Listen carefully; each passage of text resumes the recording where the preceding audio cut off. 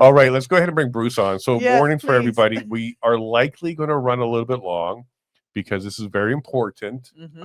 What Bruce has done here, this could be in the history books. This is the type of stuff that history is written on.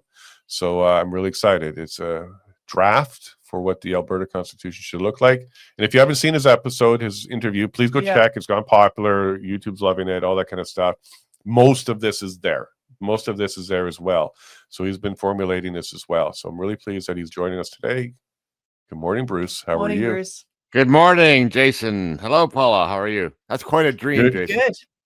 What's that? Quite a dream you had. Weird. Maxine Putin and Putin, and then a game show. I don't know what it means. Maybe I pull it out there. Somebody will send it to me and say, "Here's what your dream means." But maybe it was all a lead up to this big moment with Bruce Pardy. Bruce, thank you so much for that interview. It went really well. The numbers are good. People are very happy with it. The feedback's good. Even the Alberta Prosperity Project has now posted your document because I did that little breaking news thing with it yesterday. They're sharing it. So all over Alberta, people are waking up to this right now. And it couldn't be better timing. I don't know if you timed your interview today with that or not, but I'm very honored to have you here with us today. Yeah. Great to be here, Jason, and thank you for bringing attention to it. It's just one more step along the way. Yes. Well, I think this is a leap, like Armstrong on the moon, if you believe in that. One small step for man, one giant leap for mankind. Because this thing is not just a good draft for Alberta to take a look at. I think all over the world, they should be looking at something like this. We started to go through it, and this is why we ran a little bit. We almost missed our start because we were both reading like, we love this. We love this. How many times did you write the word force, though? Like force and enforce. Yes, well, there's a lot of them, especially in the first part of the Constitution, but that's because it revolves around an important idea, right? Yeah. So the idea is that if you want to be free, then we need to have some idea about what that means, right? And for me, freedom means that you are free from the force of other people, including the state. Right? So I love the different definitions of force too, because it really broke it down. It was very impressive. Thank you very much for doing that, because people think physical force will be the first thing that comes to mind. Yes. But he even did a genetic manipulation. Like, it was fantastic. I really appreciated it. It's like he learned something over the last couple of years and implemented it. So there you go, Bruce. Right. Well, but that's to explain why the word force shows up so often in the first article or two. So I hope people don't get tripped up on that. But you gotta start somewhere, and the place this starts is the first rule of the Constitution and of the country is no force. You can't use force in the various ways that the document describes, as Paula was referring to have your way.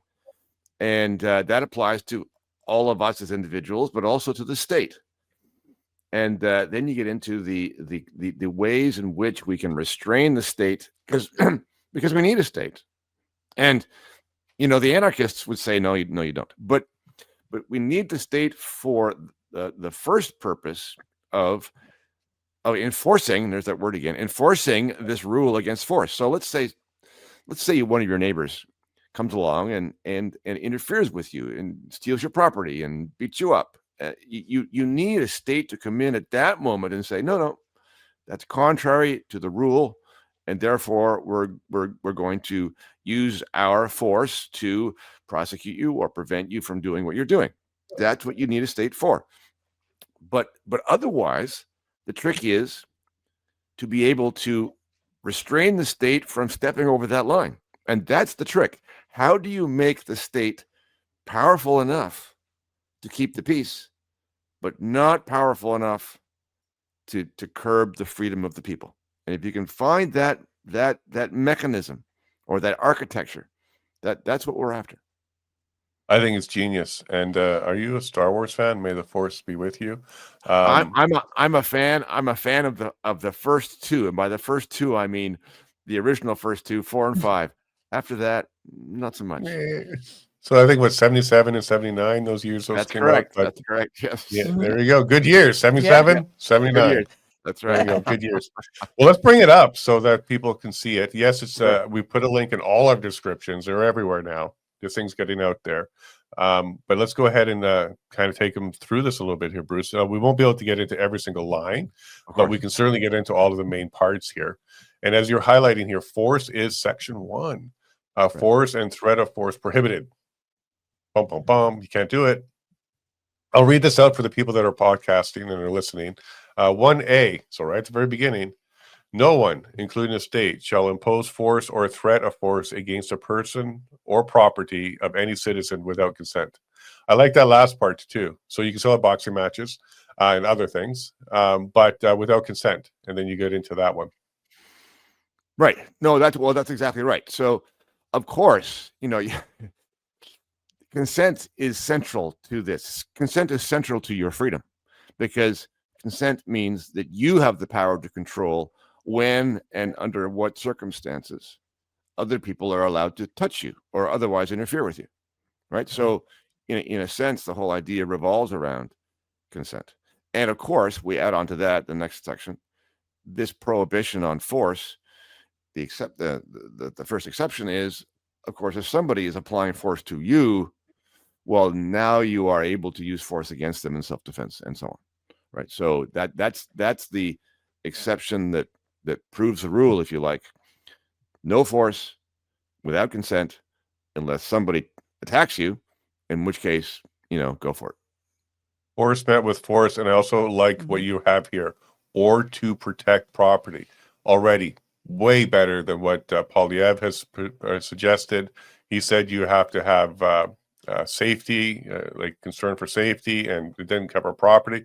Your one line here covers castle doctrine, self-defense, and the only exception to the use of force is to repel force. Brilliant. Correct. Right. Thank you. I like it a lot, man. Like, we're going through this, we're like, I'm also trying to use I'm not as smart as you when it comes to law, but my paralegal mind. I'm trying to see how other people can try and rip this apart. You've obviously given us a lot of thought. Yeah. What I like about what you're doing here is it's short and sweet. The shorter, the better, because then it's harder to find those loopholes, especially when there's ors and commas. But so far, so good. One of the things I highlighted to my wife here when we were reading this one, without consent, trespass. So the trespass signs would change kind of, because you don't necessarily have to say do not trespass. You can say entering this property is your consent of use of force or something like that along those lines, because your implied consent would happen at that stage, right? Well, consent can be express or implied. So, when in doubt, always good to post a sign to make your consent or lack thereof clear. But at the same time, your point is well taken, that it is not to be assumed that you have permission just to wander across anybody's property without obtaining their consent. So, yes, fair enough. Fair enough. So I'm going to start printing those signs, because maybe we'll head in that direction. But this has also gotten the people who are used to online consent. I consent to use this website by clicking this box. I consent. And you're bringing back consent, because informed consent got trampled on, as you're going to talk about a little bit later in this document. So I really like how central to this is consent, which is choice. This is you choosing to do something voluntarily. And then force, which is what we're trying to repel and not have anymore by anybody, state or otherwise. So it's a great way to start this. Right. And then we go on to the proposition that this rule that we've talked about, no force, needs to be enforced, which is a bit tricky, right? Because we just said, hold on, no force. But in order for that rule to be real, it needs to be enforced. So we come to a second exception, which is, well, the state can enforce it, and in order to enforce it, it can use its force, right? So we have force being used to enforce the rule against force, which is one reason why the word force shows up so much at the beginning, right? But so let's go to a basic point, which is laws are an expression of force. If you don't have force standing behind a law, then the law is not really a law. It's just a suggestion or a request. And if you don't have the state there ready to enforce those rules, then people will just ignore them. Not everybody, but a lot of people will just ignore them. So in order to make this rule real, that is, no, you can't use force, we have to allow the state to enforce that rule. On the other hand, we don't want the state to be using force for other things that right now it does use force for, but this Constitution does not authorize. And this is also the first part where we see something being allowed to the state. So this is the first part where we're saying the state now has some exceptional powers at this stage and first time. And we're going to get into the whole flipping the default a little bit later, but this is the first part where you're saying, okay, no force on each other, have to have consent. You can use force against someone that's using force against you.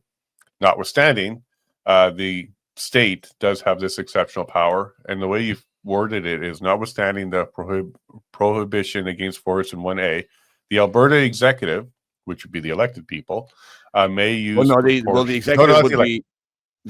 executive would be that branch of the state that includes the police and the prosecutors, all of those people who are not directly elected into a legislature would be part of the executive. So that is the part that has the job of executing and enforcing the law. Would the head of the executive still be elected, like a president? Yes, the head of the executive would be elected, and I called that the president. Yes. Perfect. So yes, it's still the people with the guns that you've provided the power to.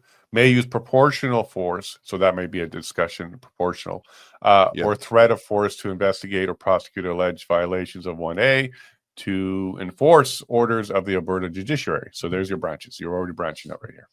Right. That's correct. Right. So this is just acknowledging that there needs to be an ability on the part of the police and so on. When somebody is out there pushing people around or beating them up or stealing their stuff, there's going to be police, just like you're used to, and they're gonna do their job. 100%, because humans, as much as we wish we were, we definitely need to have some sort of boundaries and some sort of type of force. So now you get into the definitions of consent, force, and threat of force. So you define them quite well. So consent means express or implied permission or agreement in words or actions. And I love, you're obviously a legal professor here, the way you've broken things down. I think it's pretty clear to me, especially the one about force. And Paula really liked this one a lot, because you even bring in technical. And this is the first constitution that I noticed that has physical and technical means without consent.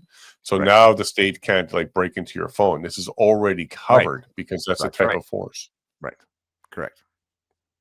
Yeah. So this is definitely a modern, updated version of a constitution. I'm loving this, man. Do you want to cover any of the definition before we move on to the next part? Well, only to make this point, that contained within that single prohibition, the prohibition on force, is a whole lot of things. And this is the point that Paula was referring to earlier. You think, well, we can't just have one rule. Well, but that one rule means an awful lot of things. And an awful lot of things that would occur to us as wrong are contained within the rule. So in all kinds of situations where somebody is interfering with you in some respect, whether it's the state or somebody else, it's quite possible that interference falls within the prohibition, and it's something they should not be able to do. Well, let me read out this one paragraph for the people that are listening, because you've covered so much beautifully here. Without limiting the generality of the foregoing, force includes physical contact, we all understand that one, whether for benefit or harmful purpose, medical treatment, genetic manipulation, physical restraint, confinement, detention, confiscation, theft, surveillance, beautiful, and use of biological agents and breach of privacy. Check. Fantastic. And again, for this digital side of things, the surveillance, like this is beautiful. I don't think a lot of people think about that, but when the government uses surveillance against us and our digital tools against us, that is a type of force. 100%. Yeah. And by the way, if you're watching right now, Citizen our CMP, this is what we're talking about. You guys shouldn't be doing that. You shouldn't be doing that. But fantastic. And you also get into counseling, soliciting, or inducing others to use force. So we currently have some of this under our current criminal code. If you convince somebody else to do it, or you counsel them to do it, that is also against the rules, against the Constitution. You can't arrange for someone else to do your dirty work for you so as to get around the rule. Yeah, both will be in trouble. Both parties. Correct. All right, and then threat of force means words or actions that promise, suggest, or imply the intimate use of force as defined above. So using intimate use, you kind of allow speech. It has to be intimate. Like if you allow speech, So what we're getting at here is that you don't want to allow people to use the threat of force to coerce people, because that's a form of force as well. You haven't actually laid a hand upon them, but you've gone out to them and said, look, unless you do the following things, I am going to, to harm you. That's a threat. It's the threatened use of force.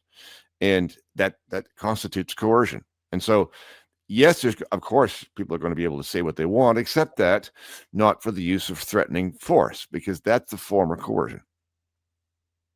Right. Like I could say something like, I absolutely hate when this person does this, and I think it's stupid. And if they did that to me, I would kick their butt.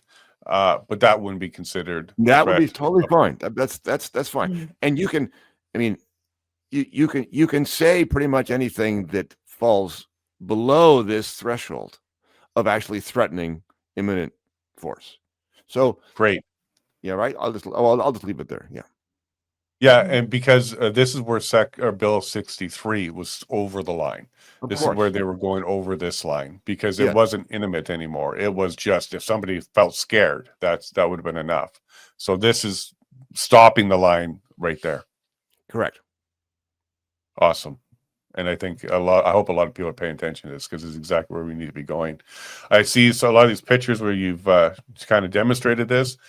Some signs here: no forced vaccines. That would be a type of force for sure. Other things I'm not going to really repeat because we are early morning, but there's a lot of groups that call for violence against other groups for sure. This would be types of force, yes? Oh, sure. Yes. Or no, you can't. You can't. This is one of those things where you're crossing a line. If you go and you encourage people to use force against other people, to go and maim them or kill them or burn down their house, now we're into the territory where actually you are threatening imminent force now. Mm-hmm.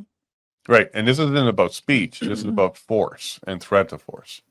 Well, it does have the effect of limiting your speech, because speech is not unlimited. And this is for me the classic threshold.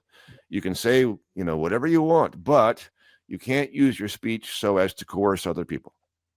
Yeah, and what I meant by that is this isn't protected by speech. This isn't considered speech. This is now into the territory of threat of force or force. That's correct. This is not even traditionally not considered to be a realm of protected speech. Yes, and non-consensual, which is pivotal. It's right core in your Constitution too. Citizens subject to no other laws. So is this international as well? Like this, would this kind of say, look, we're just our own thing now? So the point here is that you have this one principle: no force. And right now, our governments prohibit all kinds of things that have nothing to do with force, that have nothing to do with interfering with other people, just because they think that they can tell us how to behave. Right. Mm-hmm. So, for example, just to take one random example, we have laws saying you cannot ride a bicycle without a helmet. Right. Well, that's not imposing force upon anybody. That's your decision on your bicycle, on your head, so to speak. And this provision simply says citizens will not be subject to other kinds of prohibitions governing their conduct unless the Constitution says so. So the one and main principle is you can't use force against other people. And otherwise, there will be no laws that apply to you. The state cannot come around and say, oh, you know what, we're going to create new regulations about X, so you have to do those things as well. No, Constitution says can't do that. Fantastic. Mm-hmm. Yeah, I like this a lot. Now, what about international laws that are imposed upon us from other bodies, because those are different and they're not part of our Constitution. So what would happen? Those international laws, to the extent that they can be enforced in a domestic court, those laws that are inconsistent with the Constitution would not apply, because the Constitution is the supreme law, and anything in conflict with that would be unconstitutional. Fantastic. So the Constitution is the supreme document, the very top document. Yes. And that includes any global attempts to try and it especially includes any global document, because you don't want other people in other countries dictating to you what your law is and what you're allowed to do. Perfect. Thank you for clarifying that. Flipping the default. So the clip I sent out about you, and it's basically the highlight of our interview, was exactly this. The government, the all-powerful government, no longer exists. It's a non-powerful government, except when we give you some powers. And as we've seen here so far, the first power you gave was to enforce the prohibition on force. That's the only power so far. That is the only power so far. And so there will be, let's just describe this flipping the default idea as we did in that clip, Jason. So the architecture of constitutions that presently exist in Canada and elsewhere is this. The default is that the state is all powerful. It can do anything. And then what we try to do is limit that power by creating rights, charter rights, for example. Mm-hmm. Protected rights, yeah. Protected rights. But that's bad architecture, because you're always trying to hold the state back from occupying this unlimited space of power. So flipping the default means this. Instead of making the state all powerful and then trying to limit it, you make the state powerless except for certain powers that are specifically set out. So if the powers are not expressly listed in the Constitution, they are not things that the state is able to do. And if you do that, if you flip the default and you create this architecture, then actually you don't need constitutional rights to hold the state back, because those are creating lines where the state can't go in the first place. Mm-hmm. So it's a different kind of architecture. So in the Constitution, the state will be expressly given the power to do basically three different kinds of things. The first one we've talked about already, which is enforce this rule against force. The second one is to resolve disputes about that rule, as in we'll have some courts, because courts are a form of force as well. Mm-hmm. And third, you want the state there to protect the country against external enemies, borders, military, immigration, external force, visitors, that kind of thing, right? So the rule, courts, and protection against the outside. You can almost argue that 1 and 3 are the same, just one's internal, one's external. Sure. A force. Yep. Yeah.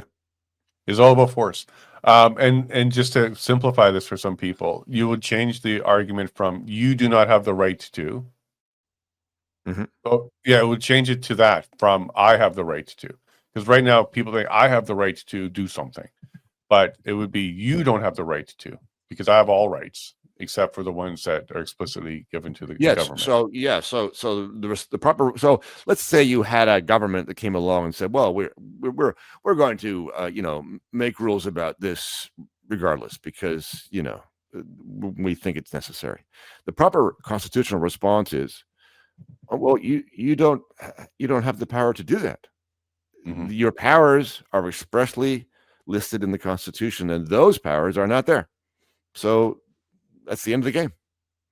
Well, I don't need to show you my right. Your powers are limited, and therefore you've got to stop what you're doing." There we go. I love that. This might even put a damper on special interest groups and lobbyist groups, because they kind of manipulate their way. It's only what is provided to the government and their powers that they can address. And note, one of the knock-on effects of this is that, just as you're alluding to there, Jason, there's no point in special interest groups, in lobbyists, in corporate interests, in industrial interests to lobby the government because the government has its hands tied. They can't do anything. So there's no point in trying to influence them because they're relatively powerless. I love this. And this is also something we were talking about in the interview, general welfare, the common good. So this one here, I'm going to read out for the podcast people. No part of the state, including the legislature, executive, and judiciary, there's your three branches, alone or in combination, has power or jurisdiction except as expressly provided in this Constitution. No part of the state has power or jurisdiction to provide for the common good, general welfare, public necessity, or emergency. Boom, boom, boom, boom. This was a big takeaway from the whole COVID stuff, because that's where they kept saying it's for grandma, it's for the neighbor, it's for everybody else, it's the common good, rat on your neighbors, it's for the common good and general welfare. They don't have that power, you're saying here. That is correct. That's correct, because as you say, that kind of power has been the most common rationalization for the state to overstep its place. And so if they're not able to claim to be acting in the general welfare or in the situation of emergency, then they don't have a rationale for going further than they're supposed to do. Perfect. I can envision a bunch of socialists, communists, and Marxists pulling out their blue hair to this, because this is exactly the root of what they're trying to do. Yes. Yes. There's a visual for everybody there. The blue hair getting pulled out.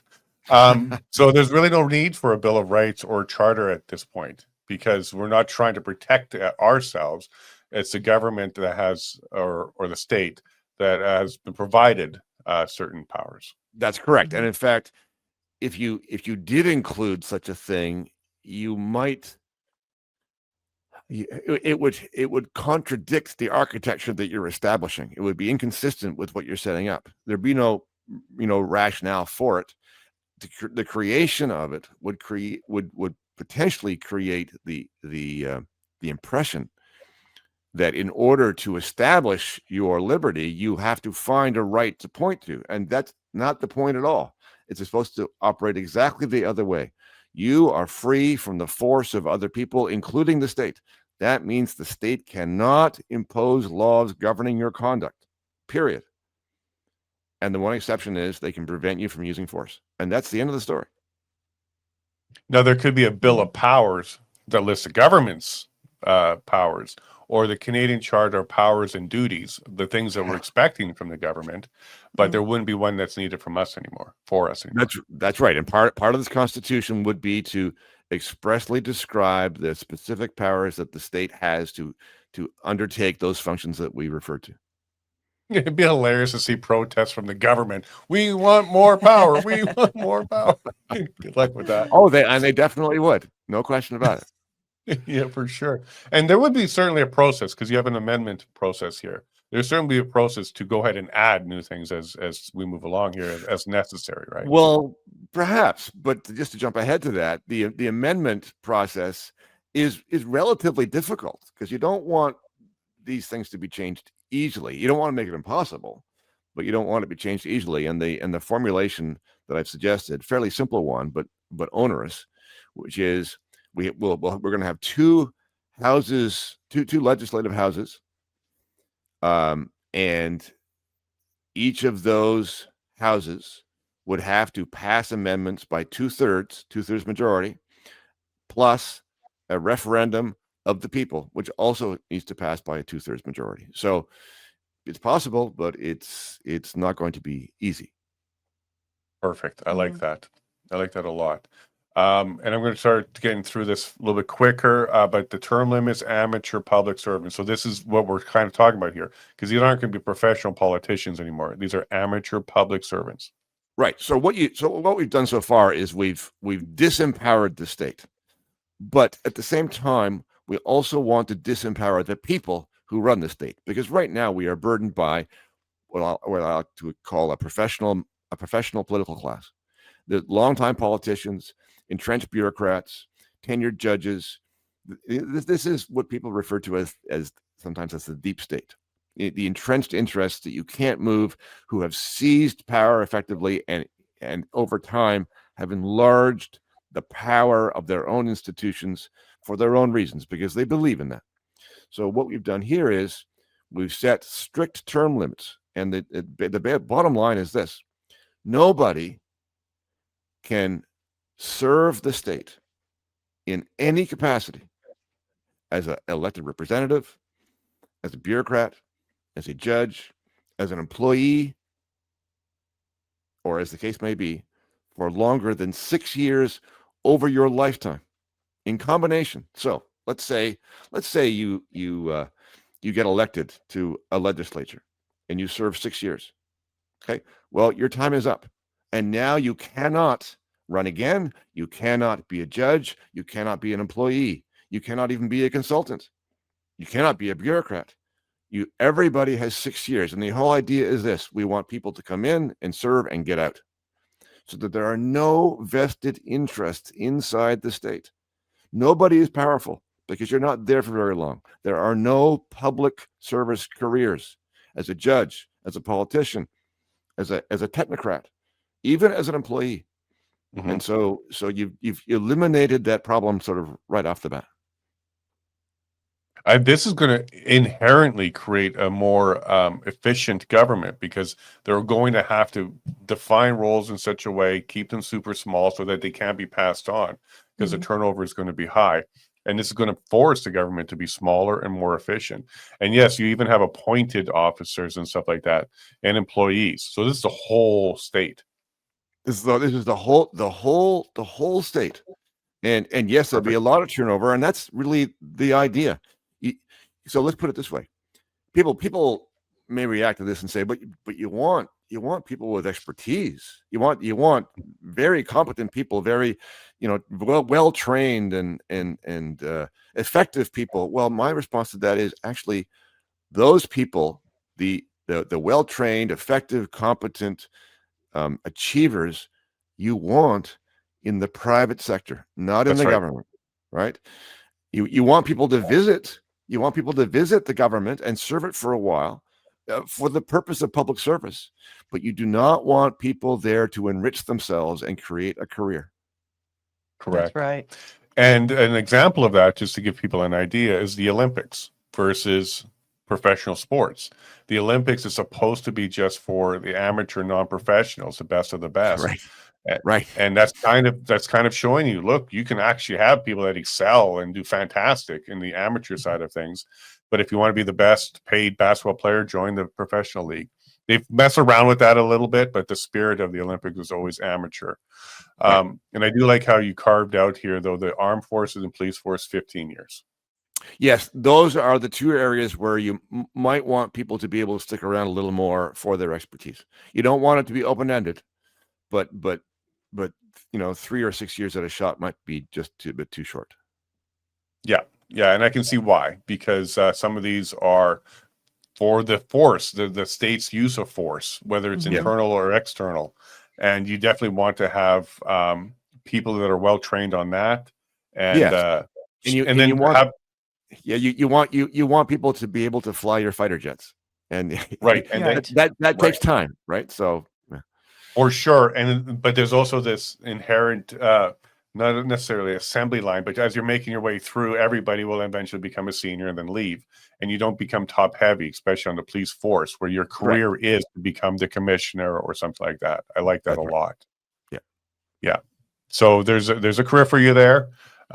15 years. You might even get a pension out of that. We don't talk about that in here, but this is where we don't get top heavy and we don't get career minded individuals in the power position. You don't have people in there who have more interest in the success of their institution than in the success of the country. Right. Hope. And one more thing for people who've already gone through this: you don't carve out a protected class at all. Correct. That's because we're all protected class. There is no need to carve out one. Right. Yeah. So if somebody's going, hey, what about, you can't discriminate against, there is no discrimination. Full stop. It is. So discrimination is a funny thing in this sense. Discrimination is a thing that you do not want the state to be able to do. So there's a section in there later on that says that in the law and in the courts, the law and the courts and the state cannot distinguish between people. Everybody's entitled to equal protection of the law. That's that side. In people's private lives and in their business lives, in their own private sphere, anybody can do anything that's not force. So if you want to choose a certain kind of person to associate with or to work with in your business, that is your business and is not the business of the state. So the private people can discriminate in any way they want, as long as they're not using force. Got it. And I think that's fair. And when I talked about pension for the military side of things, the government doesn't provide pension. Private market can. So after you do 15 years or something, you can buy private pension. But here you list off payment, basically how you paid, remunerated. Yes. National medium wage. There's no Yes. pensions, bonuses, or any other kind of remuneration for their service. You're just paid a medium wage, and then you're done. But you can always buy private pension and investment and that kind of stuff. Of course. But what we're trying to do here is we're trying to ensure, in addition to these very strict term limits, we're trying to ensure that public service is not a way to enrich yourself. That's not the reason people will go and do it. If people want to come and serve the state for the purpose of public service, then great, and come in and do that. We'll pay you a national median wage. That is the wage right in the middle. So this is not a way to get rich. Now, you'll have enough money because you'll get a median wage. Mm-hmm. But in self-enrichment, unlike today, where somehow people who serve the state, especially at the top of the heap, end up being very wealthy, that doesn't make any sense. So we're going to ensure that that's not the reason that people will decide to do this kind of thing. All right, so let's bring our guest in because it's going to be a lot of time here with you as well there, Yep. Bruce. We got through part 1, part 2. Oh, we got you right there in a cough. Good morning. Clear my throat. Good morning and congratulations. I saw you on Nadine Wellwood's podcast as well. Right. About sharing this information. Albertans, the feedback we've got are very pleased with what you've done here. What's the feedback you've received? Good, great, good. Well, thank you for that. I'm glad to hear it. Same here. So it's a challenging thing, right? It's a lot to take in, because it is trying to turn the page on the way we're used to having things in a constitution. So the people who have taken the time to go through it, the reception has been excellent. But it's going to be a bit of effort for people to go through that task of trying to figure out what this is really about. And what it actually is about is designing a different kind of constitution than the one we have now, because a lot of our problems stem from the one we have now. And it's difficult to change our mental furniture. But in order to, I put this this way in the piece, in order to go where we have never gone, we need to do what we have never done. And so I hope people will have an open mind about what the possibilities are. Absolutely. Go where man has never gone before. I think that's like a space thing as well as Star Trek. Sure. Right? You're bringing up all of these as Star Wars with the Force. Star Trek is go where we've never gone before. You must like sci-fi. Now, I put on my Bruce Pardy hat earlier because there was a question on this episode from one of our longtime followers and participants in our chats asking whether or not the Constitution should address municipal level government. And before you jump on it, I said the response was no. The last thing we need to do that is to start doing that in the Constitution, but it should be the same thing, which is limited government. So you start off with the no powers except for, even on that level. So it would be like, you can do the roads, you can do the water, but stay away from the chickens. That kind of stuff would be the idea there. Yes. No, I agree. The less government, the better. Let's say this. The danger in a constitution, or one of the many dangers in a constitution, is that we'll be tempted to set out specific rules about specific things because we think we know in the present moment how everything's supposed to be. And that's not true. Well, the idea of a constitution is to set out an architecture. You know, what are the institutions going to be, and what are the basic principles involved? And then after that, you put it in place and you let the thing run. And so specifically to municipalities, my response is the same as yours, Jason. Municipalities constitutionally should not exist. They don't exist now. Now, that's not a reason to have it the same way, but they don't exist now. At the moment, municipalities are purely a function of provincial legislation. And in a new Alberta, it will be a unitary state that is just one state, no states, no provinces. And that central level of government is the one with the authority. We don't want concentrations of power. That's true. But we will have provisions in there to make sure that the power that the central government has is diluted to a considerable extent. For example, by flipping the default, which you referred to. Municipalities, we do not want to empower. We do not want to create. We don't not want to give them a whole list of things that they're able to do. In fact, in this new constitution, under this new constitution, municipalities, if they exist at all, will have very, very few things that they are able to do. There's really no need for them. Part of the problem we have now is that everything is bloated. Everything is bloated, including and especially municipalities.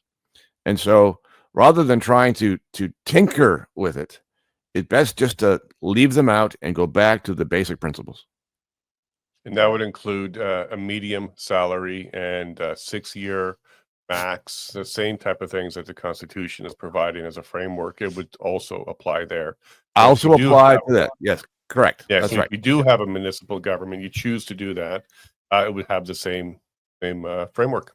And I like that. That's right. That's right. Everybody who works for the state, including a municipality, because the municipalities are part of the state. Everybody who works for the state can work for the state for a maximum of 6 years over their lifetime. That might be for the municipality. It might be for the central government. It might be in a court, but 6 years total.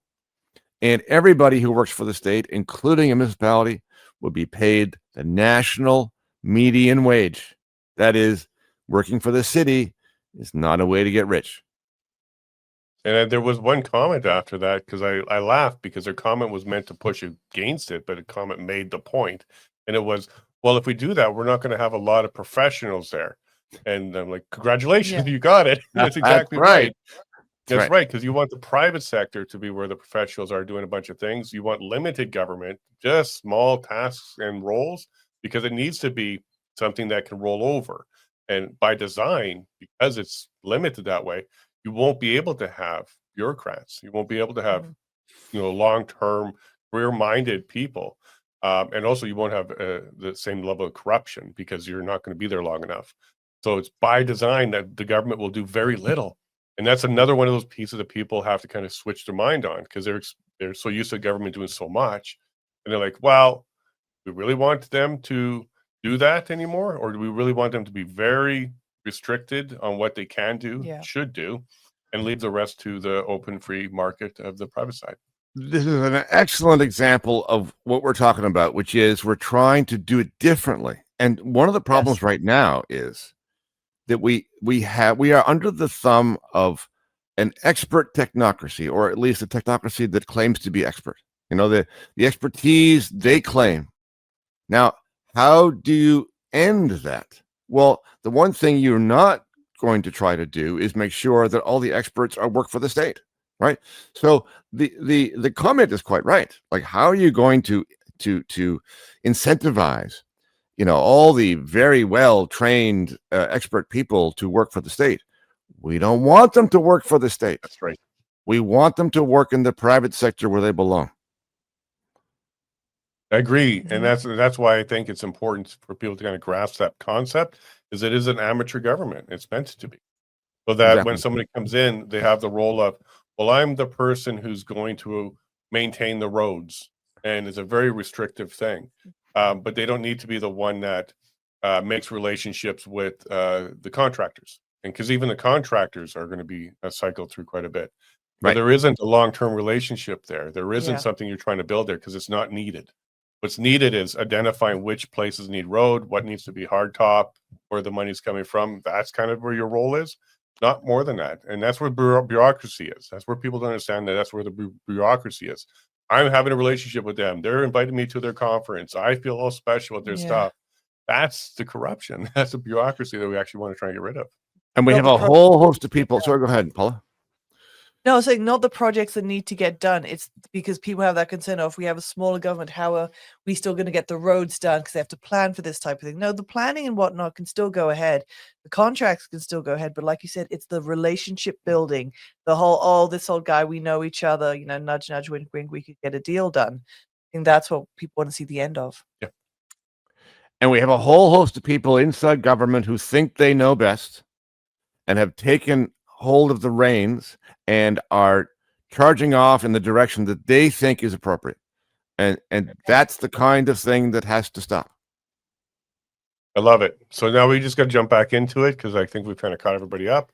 We're now on to section 7 because of section 6 was about what we just talked about there, which was amateur government and salaries. Right. Now we're on to branches of the state and elections. And by the way, would you be offended if I tattooed this on me? I would be delighted and honored, Jason. Or at least a Bruce Pardy. I don't know how Paula would feel about that, but you're doing a great job here. All right, so branches of the state and elections, which we're about to go into. And here in Alberta, October 20th, there's an election here, so it's pretty timely. Right. So what we're trying to do here is establish a distinct separation of powers like they have in the U.S. Some of the labels here I've borrowed from the U.S. So you have a separate legislature and executive. The president, as in the U.S., heads the executive, is elected, and the legislature is elected. It's a bicameral legislative body with two bodies there, like in the U.S. You have a House of Representatives and a Senate. Now, the distinction between them, the reason to have both of them, is that they are representative on a different basis. The House represents by population, and the Senate represents by territory, as in territories of equal size. So one of the difficulties we have right now with a single House, if it represents by population, is that it ends up representing urban areas more than rural areas because the population is in the urban areas. So what you do is you have a second body that represents on a different basis, and you offset the disproportionate influence that urban ridings would have. So you have the House on one hand by population, and the Senate on the other hand by size of territory. Now, the way the U.S. does it is exactly what you're explaining there. And the way they explain it is we don't want California or New York to run the entire country because that's what would happen with a population-based representation only. That's why the Senate has 2 per state. That's now, right. Would you see it? Is it 2 per region as well? Or would it be 1 per region? One per region. So one distinction between the new Alberta and the U.S., of course, is the U.S. has states, and in the Senate you have 2 seats per state, regardless of the population or, for that matter, the size of the state. So this is just a slightly different. So you take the province and you divide it up into 50 areas of equal size, territorial size, and then you have 1 Senate seat in each of those areas. And those areas will partly, some of them will be in the cities, some will be in the country. And it doesn't matter. The point is representation by size of territory, offsetting that representation by population effect in the House. Yeah, and I see here you broke it down to 87 House. So you did some math there? No, I just picked 87 because that's what you have now. You can just leave those as the way they are, and there's no reason to change that particular aspect. But then you add the second House, and I chose 50 as a nice round number. And you'll need somebody to take a map of Alberta and draw some lines and divide it up into 50 spots, and then each of one of those districts gets 1 Senate seat. Okay, and who's the tiebreaker in the U.S.? It's the VP. Yes. Well, I haven't identified that. You could identify a tiebreaker. You might not need to do that in this sense. If you have a tie, that means that the motion or the bill, whatever it is, doesn't pass. Okay, yeah, cool. I can see that structure, and I recognize it a lot from the U.S. Senate as well. Is there veto power? I have not indicated a veto power. I don't think it's appropriate for this reason. If you're really going to separate the functions, legislature from executive, then the executive maybe shouldn't have a role in the legislative process. Now, I'm not a huge critic of the presidential veto in the U.S., but I actually don't think it's necessary. You have in this structure considerable checks and balances, restrictions on what the state can do, and then the offsetting effects of the two houses together. So I wasn't inclined to include it, but one might disagree. Yeah, no, I'm with you on that one because that's centralizing power completely. right. You're giving the executive side supreme power over the legislature. And that's Correct. something I've never did like that, and pardon power. I've never been a fan of either. Yes, and I have not included a pardon power either. Yeah, because that again does the same thing. It's like rule of law until I say no. That's right. It's like, no, I'm not a fan of that. Like, oh. Right. And then now the U.S. are getting into preemptive pardon powers. Like, oh boy. Yes, well, you can see what a bad idea as soon as it starts to get out of control, and that's where it's going now. Yeah, excellent. I like that a lot. The executive, we kind of talked about that. The executive power should be vested in a president, commander-in-chief of the armed forces, and elected every 3rd year. Correct. So every 3 years. So they can do up to 2 terms if it's a 6-year max, right? Up to 2 terms. And people might think, well, that's pretty quick. And it's true. 3 years is not very long. But remember, these people are not going to be doing very much because there's not very much that they can do. Now, you might have exceptions. If you happen to be in an international conflict of some kind or at war, God forbid, then sure, the president is the commander-in-chief and therefore will be very busy. But the 3-year thing is short, but you don't want your people to be embedded there for too long. So a maximum of 2 terms, if that's the way they want to spend their 6 years, they finish and then they're gone. Okay, and I also see staggered with the elections, the House and Senate. So just like the U.S. where there's midterms, you kind of have an election in the middle of it. I think the House and Senate is every 2 years, right? Or the Houses. Well, no, it's every 3 years, but staggered. No, in the States. In the States, yes. Well, different for the two houses have a different schedule. But they do their best so that the elections don't all happen at the same moment. Okay, so and it would be a 3-year up to 2 terms. That's same correct. deal here for the president. Okay, That's and then the vice president is a running mate, which is the U.S. changed to that because it used to be who came in second became the vice president. Right. You specifically made it a running mate. I did, but here's one thing for people to remember about the running mate. So if you're the vice presidential running mate and the two of you win, you and your presidential partner, if you win once and then you win again, then you've just spent 6 years as the vice president. You are now not eligible to run again. So you're going to have people as vice president who don't have the ambition to be the president afterwards. And what we're trying to get out of is people who want the reins of power to drive the country to where they want to go. We don't want that kind of person. We want people who are a little bit reluctant to serve.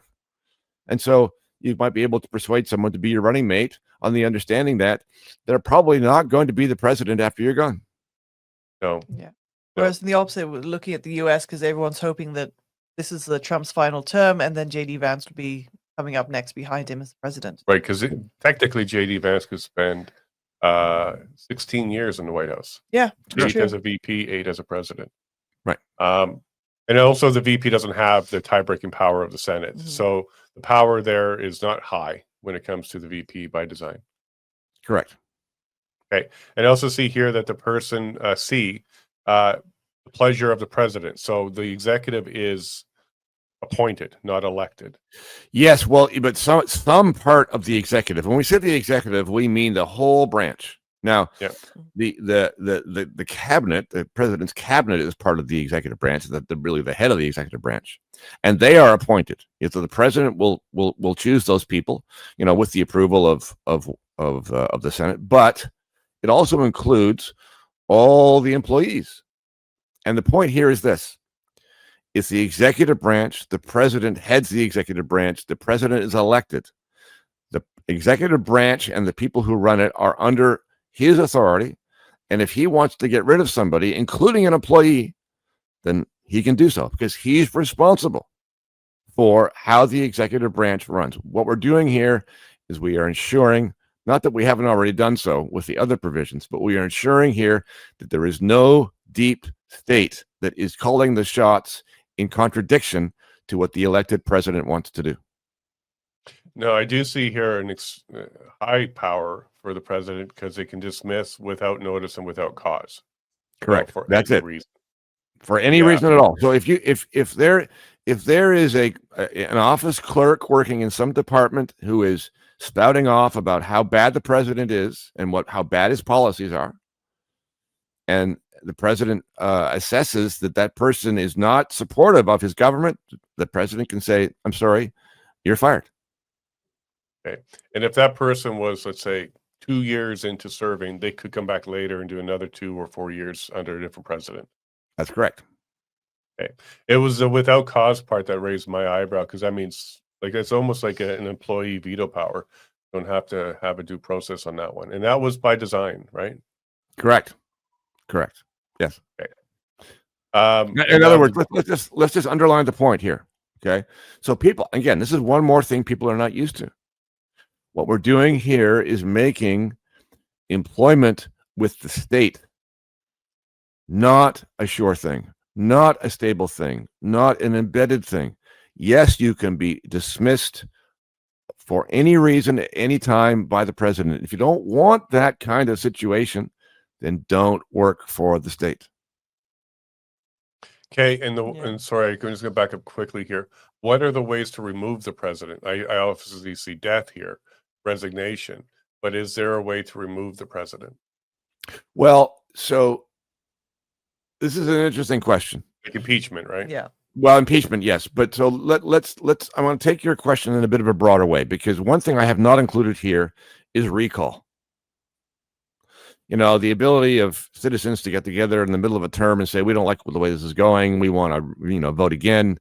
So I'm not a big fan of that. And here's why, especially under this model. This model, you have very short terms, 3-year elections, and you have the voice of the people deciding who's going to be in those spots.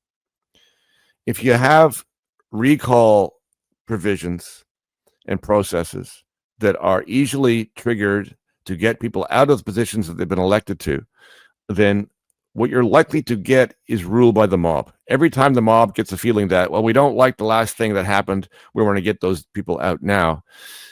Now you really have instability.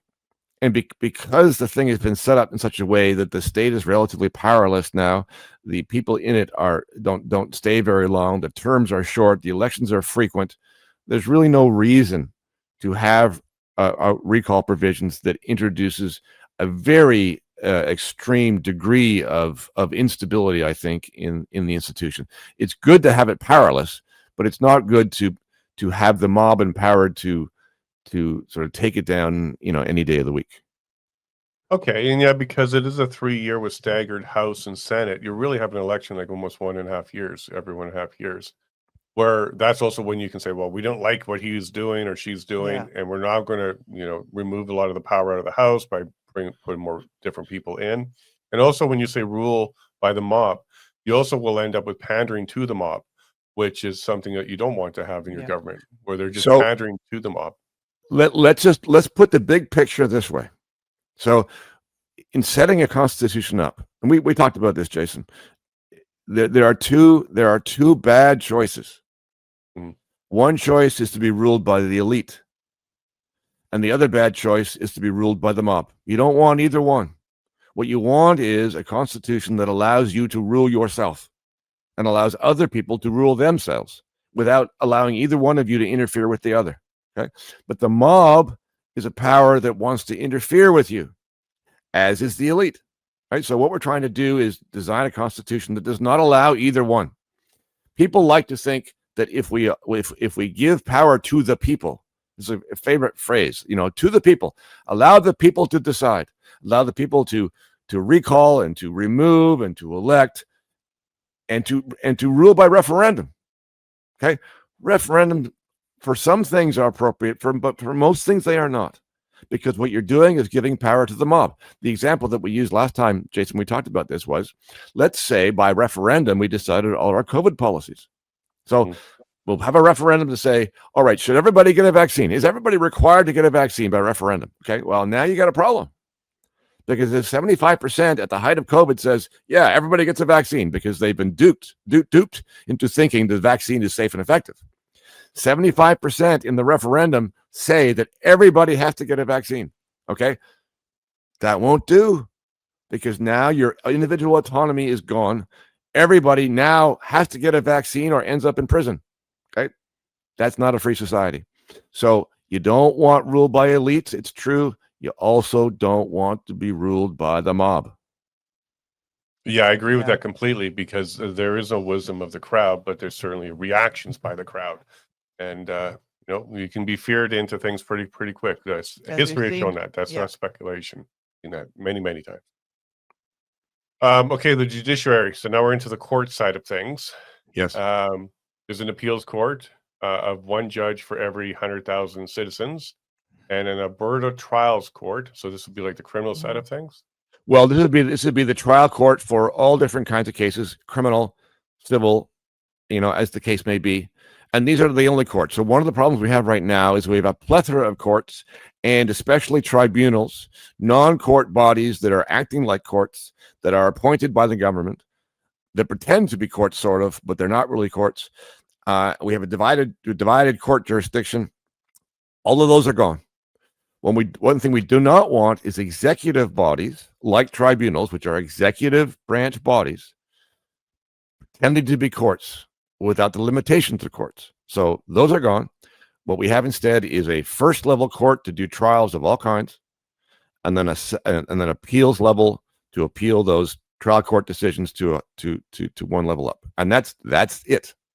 No Supreme Court. No Supreme Court, because, and this is going on to the next article.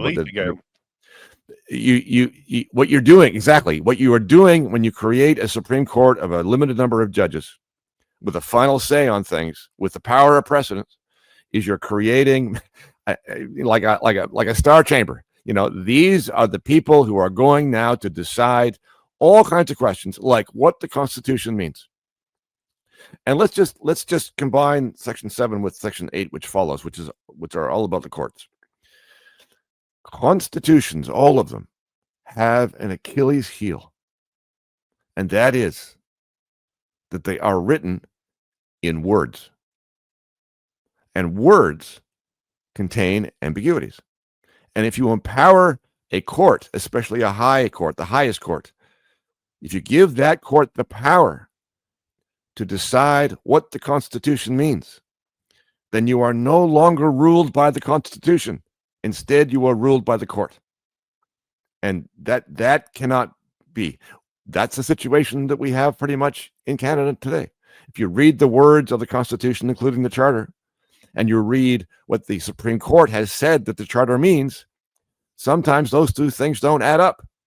And what prevails is what the court has said. That's not the way we want it to be. And I see that they're elected here every 6th year. So is it one term for the judge? One term for the judge. That's right. You can sit. You don't have to sit for 6 years, but you can. That's to give the judge a little bit more runway, because sometimes cases take a long time to proceed. So you don't want the elections to be taking place as often for the judges as for the others. But let's underline this. Unlike the system we have now, where judges are appointed, Supreme Court of Canada judges are appointed and can sit there till 75.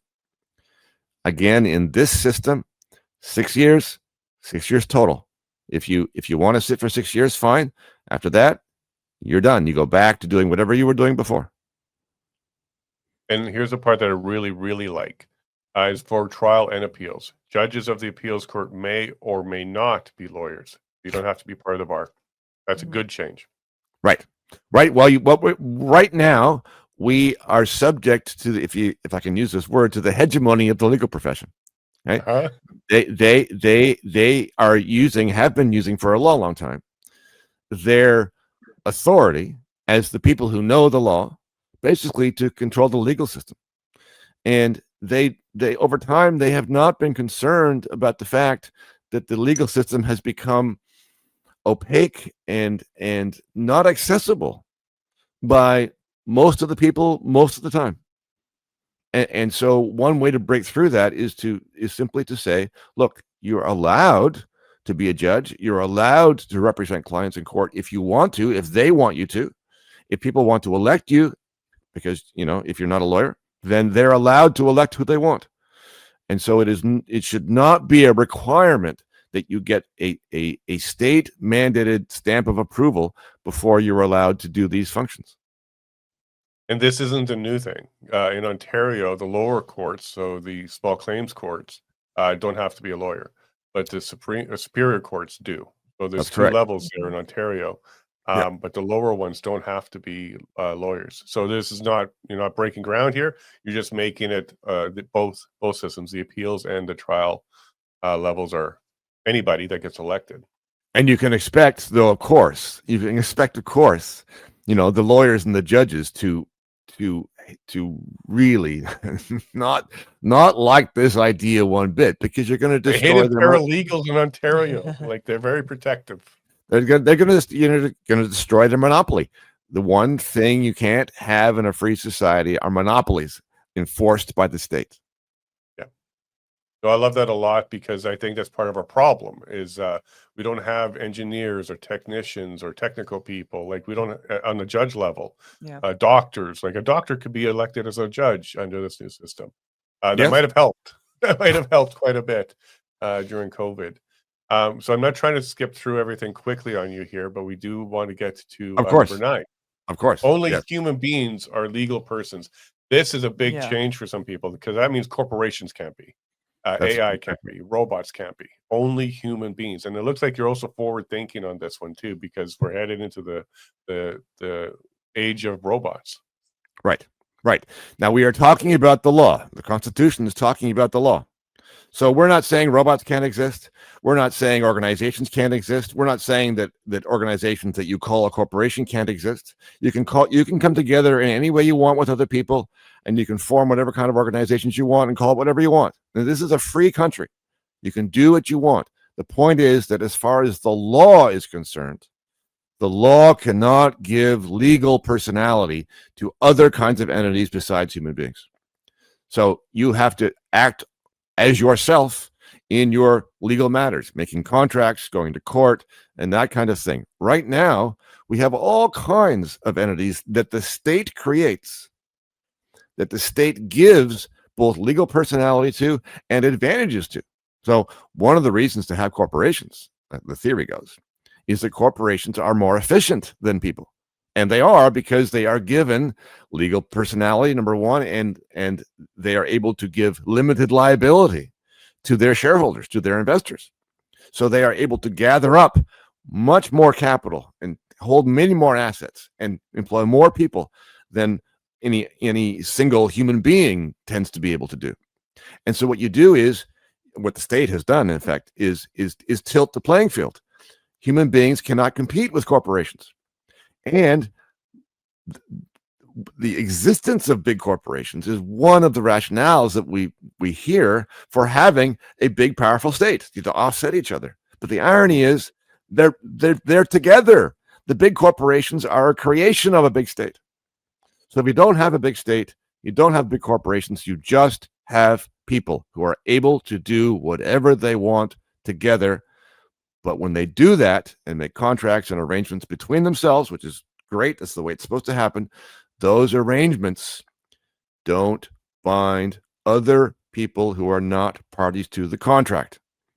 So if you want to get together and say, we're going to, arrange this way to do business through a thing we're going to call the corporation, that's fine. You can do that. We can do that, no problem.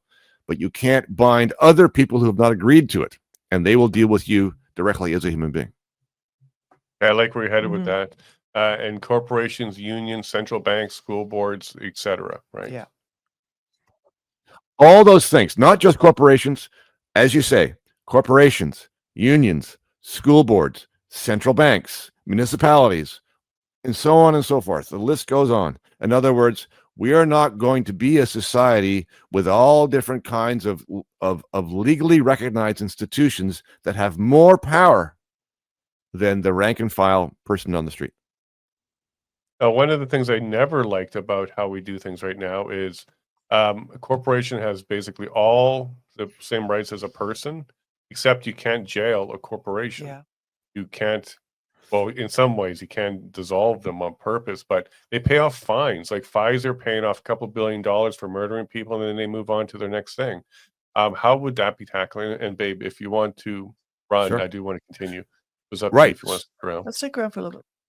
And the existence of corporations causes all kinds of problems in exactly the way that you've described, right? So corporation commits a criminal act. How are you going to jail it? Well, you can't jail a corporation. Sometimes you try and, quote, look behind the corporate veil to see, who the human beings are. Piercing the corporate veil. That's hard. Right? It's very difficult. And it sort of makes the point, which is this is all artificial. People are doing the acting. And so people should be acting on their own behalf, not hiding behind this shield of a corporation. And moreover, it is the big corporations with the corporate, and financial might, the concentration of economic power, that tend to lobby and interfere and manipulate the way the politics works. Right. So if you only have human beings as legal persons, then you're going to get rid of a whole host of problems right off the bat. I want to highlight a quick comment here that from Mr. Phil. What I learned in personal finance is that a human being is called a natural person and a legal person is a corporation. Well, they're both, and for lots of the law, they're treated the same. They take Well, property.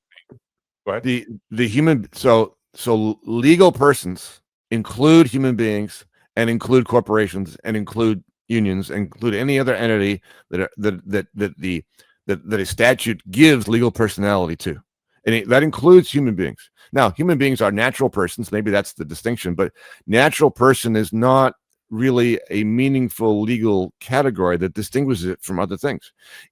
So let's take this. Let's say you have a piece of property or two pieces of property. A human being owns one of them. They're the title holder. And a corporation owns the other one. They're the title holder. Okay. There's no meaningful distinction between the status that those two parties have vis-a-vis those properties.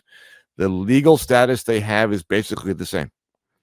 And so what we're trying to do is get rid of the corporate version and say all property is going to be owned by human beings because only human beings can own property. I like that a lot. Yeah. Because we have restrictions on human beings. At the age of 18, you can do this stuff. But we don't have restrictions like that. Once a corporation is 18 years old, then it can start doing things like we don't have anything like that. Like day one, you can incorporate, and day two, you can start owning property and doing some nasty stuff and have no real consequences. So I like what you're trying to do here. This is, again, we're flipping the model and we're changing things. Flipping the model. Now we need to acknowledge something. Number one, this is going to be a big change and a difficult one for this reason. There are still going to be corporate bodies in other jurisdictions, in other countries, right, global companies, right? And you're going to want to be able to do business with those corporations. And so this would be easy if Alberta was the only country in the world. You just do it, and the scheme would change.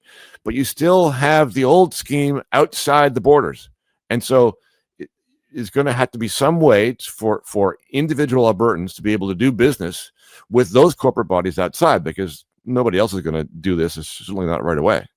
So, that's one of the things that has to evolve.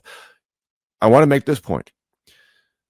There's an inclination to want to know on day one exactly how is this going to work? How is this designed? How is this going to work from now on? That's not how these things happen. What happens is you you choose the principles upon which your society is going to be governed, and then you let people adapt to it over time. This Hayek says this about the market, right? This is information. The people who are doing things are the ones who have the best information about how to proceed, and it's an evolutionary process and not a declaratory one. The inclination we have to resist is the inclination to want to know exactly how this is going to work in all its detail at the time the thing is put in place. That's not how it's going to happen. Yeah, it's like trying to know which school your child's going to go to before you made a child. Like Right. sometimes you just have the child and see where it ends up. We'll get there. Be flexible on that one. Right. And yeah, you do bring up a good point. Now there are places around the world where, on a business level, things are different. Like for example, in China, I think it's 51% ownership has to be Chinese citizen for international companies, something along those lines.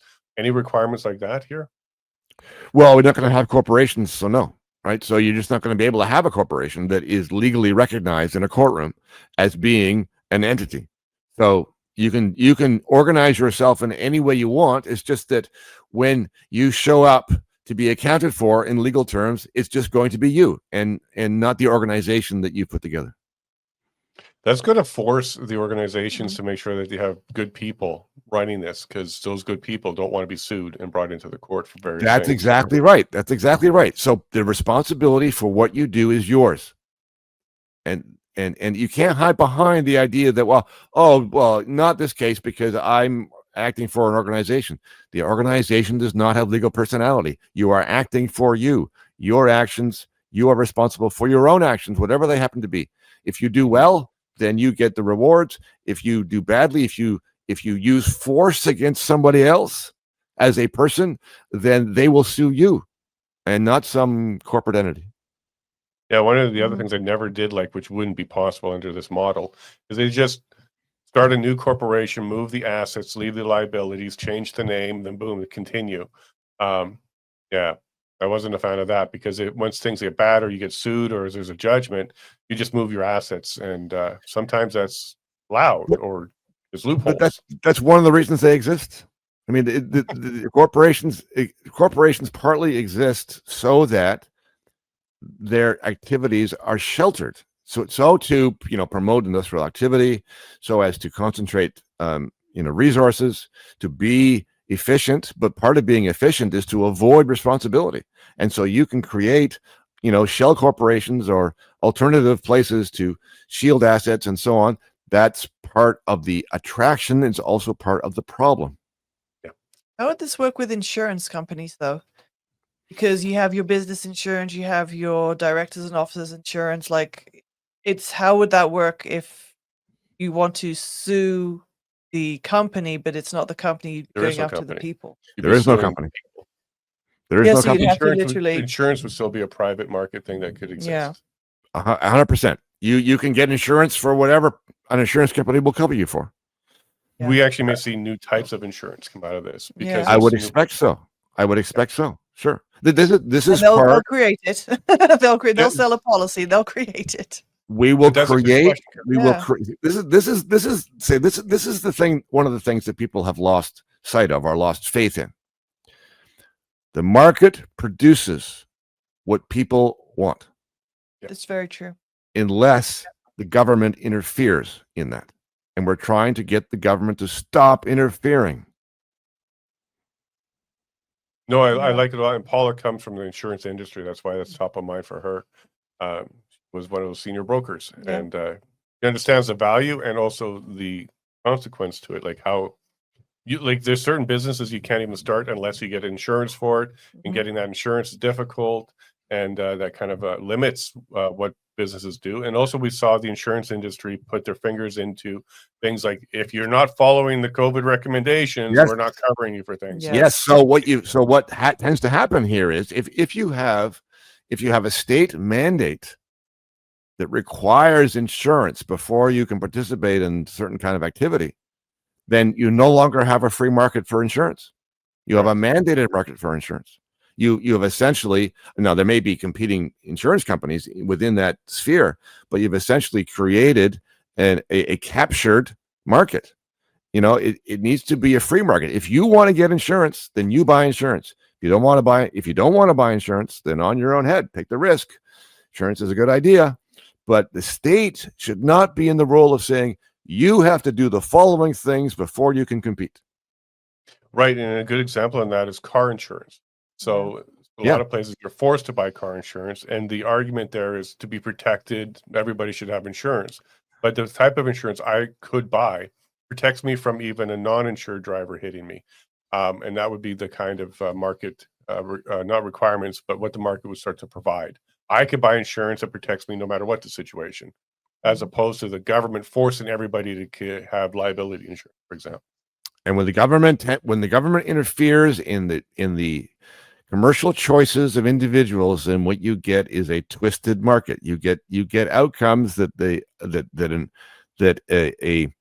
a free market, if I can use that term, a free market would never produce. Like no fault insurance. No fault. I mean, all kinds. The list is endless of things that the government interference has screwed up. Yeah, and pensions. We were talking to Nadine Willwood. Pensions, they're not really pensions. Yeah, because they don't exist after you, and you're not actually building an asset that can be passed on. They're just using the word pension on the government level. So then on that note, I'll step away. Okay. Well, we're losing one of our people because she's got to go take care of the children. We're going to continue. Okay. All right. See you, Paul. Okay. Bye, love.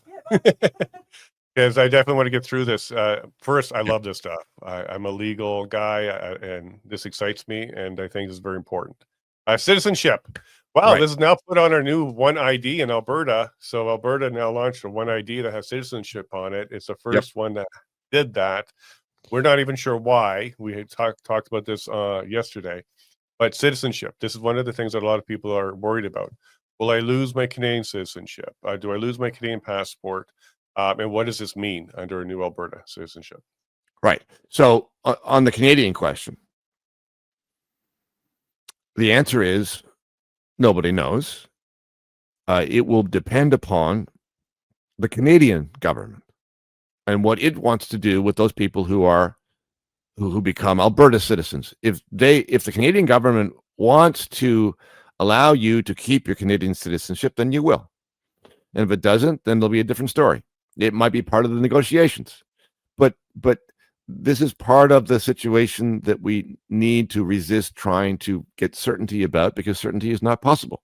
If you're serious about being an independent country, then being a citizen of the other country shouldn't be on the top of the list of things that you're determined to maintain. That doesn't make sense. That means you're not serious about it. If you really want an independent Alberta, then the citizenship you should be concerned about is Albertan, not Canadian. And just a quick little thing is, currently my understanding is Canada doesn't have a way for you to renounce your citizenship. So they would have to create something if they wanted to go that way. But that's Canada. That's something that's Canada, and they have control over immigration. They can pass a new statute. People have said, "Oh, but that would be against the Charter of Rights," or other kinds of legal expectations. You don't know that. Back to the point of trying to nail down the uncertainty, the inherent uncertainty of this. It is possible that the Parliament would enact legislation that would allow them to withdraw citizenship from every person who decides to take Alberta citizenship. We don't know that, but it's a possibility. So don't make that a condition of your leaving. For sure. And that would be part of the negotiation stage, or we'll just find out when we get there. Exactly. Yeah. So it's not like when you're in a divorce, you can start saying you can't date other people. No. We'll find out when we get there. There's not a time to talk about that, and we'll move on. But let's go ahead and define what Alberta citizenship means. Right. So I have suggested here that citizenship will be a very narrow thing, because there's a problem. The problem is this: over time, governments who have had control over immigration and citizenship have thrown open the doors to rampant immigration, too many people too fast, and they've put their own national cultures in doubt. And so what you don't want is to give in this new constitution, that's one of the powers you do not want to give to the government. So you need to have a rule in the Constitution defining how you get citizenship. And I've described a very narrow rule here, which is that children of citizens who are born in Alberta become citizens automatically, and children of citizens who are born outside Alberta can become citizens on application. And that is it. There'll be you can have people come in, you can have permanent residents, you can have people who visit, but there is no other route to becoming a citizen. Now, one of the reactions that I've had to that is, well, yeah, okay, but we also want other Canadians who are sympathetic to Alberta to be able to come in and become citizens. And my response to that is, yes, you do. And in this process, there will be a transition. And one of those transitional questions will be exactly that. In the transition from a province to an independent country, who can be the first citizens of this country? And I would imagine that would include sort of a window within which Canadians from across the country could decide to move to Alberta and become Alberta citizens as opposed to staying in Canada. That's a transition question. The point of this section we're talking about here is once that transition is done, once the Constitution is adopted, once independence is declared and the negotiation is finished, once the people have moved, once you are in a set situation, then who gets to become a citizen? And the answer is children of citizens. And that's it. Because otherwise, your governments are likely to do what they've done now, which is throw the doors open. And we can't have that. Okay, so to be very clear here, there is no immigration path to citizenship. Correct. Okay, Now, that's something that people have to wrap their minds around. Yeah, because they'll say, well, but we're an immigration culture. Canada is based upon immigration. That's true. All true. But you've also seen the damaging effects of having a state with the control over that question. One of the things we have not been able to control in Canada is the degree to which our governments are flooding their own country with people who do not believe in the culture. And we haven't been able to stop it, right? So the Constitution needs to deal with that question right off the bat and prevent the government from having that power. Okay, I can see the reason for that, because you also remove the motivation for some to come here for the purpose of becoming a citizen and altering the nation itself. Remove that motivation completely. Like some say, there's large groups out there that are doing exactly that. That wouldn't be something that's possible under New Alberta. But this is not a closing down immigration. This is just closing down the path to citizenship. That is correct. You can have visitors and you can have permanent residents. If people who want to come and live in Alberta and the government wants to create rules for that to take place, that's fine. It's just that once you're here, I mean, in Alberta, there is no path to citizenship, and people have to arrive with that understanding. I can see how that would close down a lot of corruption and attempts to change a country, even over generations. It would still be very difficult. That would close that door pretty quickly. Yep. What about people who are currently here? Like you said, that transition period. So would I qualify as a new Albertan citizen under the Yes, I would think. And I mean, I'm hoping that the powers that be in this process would say, look, in the transition from a province to an independent country, we want along with us all those Canadians who want to move to Alberta and become Albertan as opposed to Canadian. I mean, we want those people. That would be part of our strengths. We want people who don't want to be part of this to leave, and we want people to join us who are of similar mind to in this adventure. And so I'm hoping that the transition period would allow, especially people like you, Jason, who may have lived outside Alberta but are now in Alberta being Albertan. And I would hope that even people like me who are not presently in Alberta, but maybe who want to be part of an independent Alberta, will be given the opportunity to do that. I like that, because this is the Constitution. This isn't the transitional documentation. Correct. And that's something that have to come. Yeah. Right. No, I really like this one line, and I think this might shock some people, but I think this is one of the most powerful lines in this entire thing. No law or court shall take account of the identity, background, race, lineage, culture, origin, ethnicity. Sorry, I have that. That's a bad word for me. A religion, gender, sex, sexuality, wealth, or status of any citizen. But we cannot create protective groups. Yes. Again, sure. This echoes, I'm afraid, Section 15.1 of the Charter, which has turned out to be a disaster because of 15.2 and the way our Supreme Court has interpreted 15.1. But it needs to be said that our system of law in the new country is a system of the rule of law and blind justice, where your identity does not matter. We do not have different tiers of rights depending upon the group that you belong to. That is out. And so I think it's worth stating in black and white that the law and the courts shall not take account of your identity and your group, belonging, in order to apply the neutral rules to you. Now, I'm just going to give a small suggestion here, because when I see lists, iterated lists, Sure. that leaves a bit of a loophole, like, oh, this one wasn't there, so now we can start making rules about health status or something like that. Sure. Yeah. What about just being a little bit more clear on saying that you can't take anything other than, like, everybody's equal? Like, is there a way to just say that instead of listing off all these? Yes. Well, this goes back to the Achilles heel that I mentioned. Yeah. Right. So this is all written in words, and part of the challenge here is to write in words what it is that we mean in a way that cannot be misinterpreted. And in fact, let's acknowledge this, that's impossible. Because if somebody wants to misinterpret it and has the power to do so, then they will. And you can look at lots of cases from our courts in which you can say, well, that's not what it says. And they clearly didn't want to go along with what it said, so they find a reason to interpret it differently.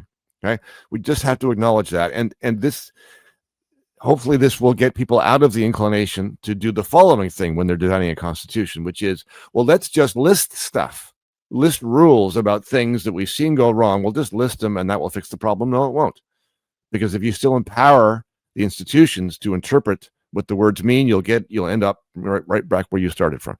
This is one example of a provision that's very difficult to state in a way that people can't get around.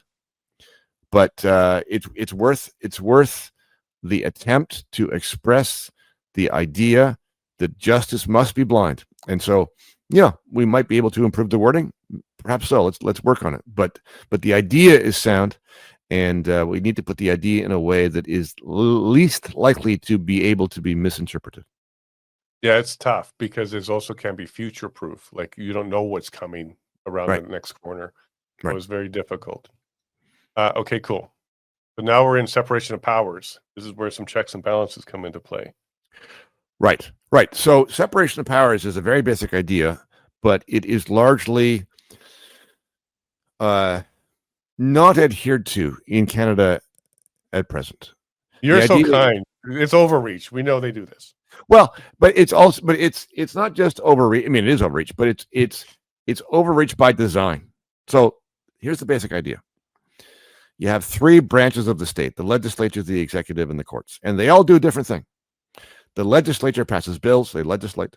The executive executes, as the word suggests. And the courts apply the rules passed by the legislature to the cases. Okay.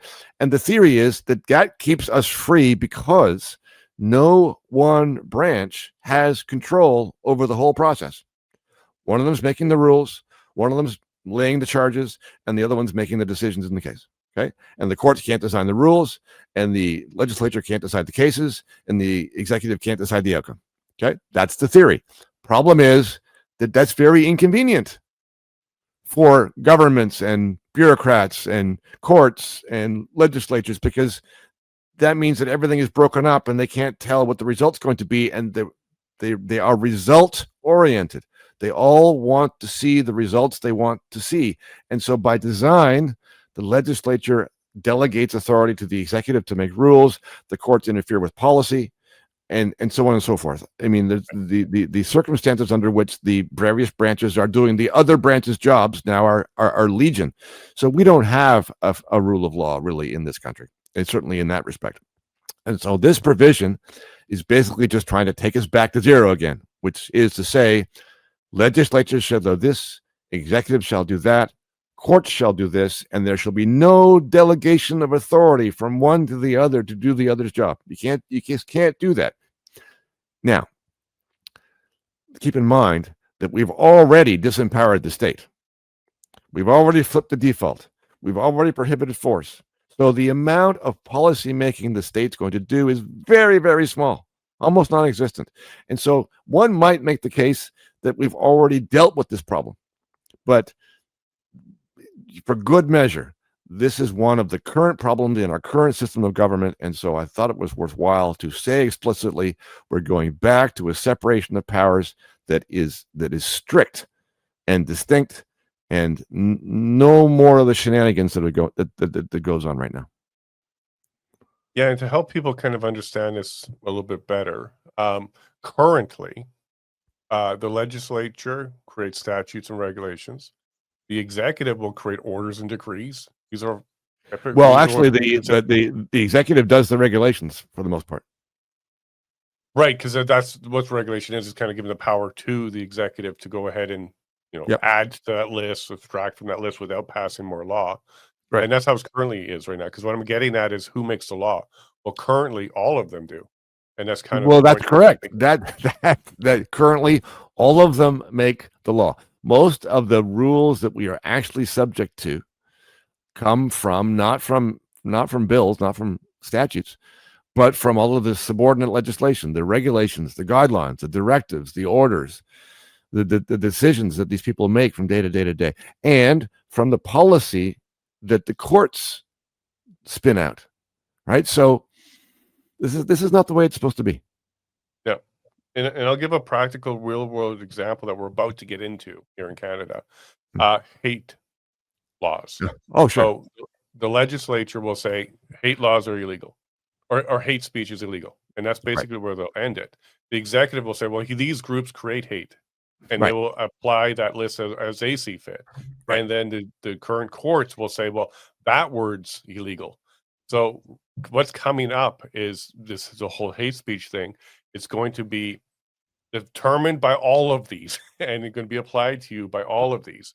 Right. And that's exactly one of the things you would stop. It wouldn't be that way. That's right. So let's just take that example. In the new Alberta under this constitution, number one, they wouldn't be able to do it that way as you've just described. However, that problem just doesn't come up also, because if you go back to the beginning of this constitution, there's no use of force by the state to do anything other than to prevent your use of force.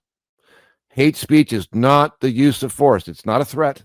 You're not threatening to assault somebody. It is simply an expression of the fact that you really don't like somebody or a particular group.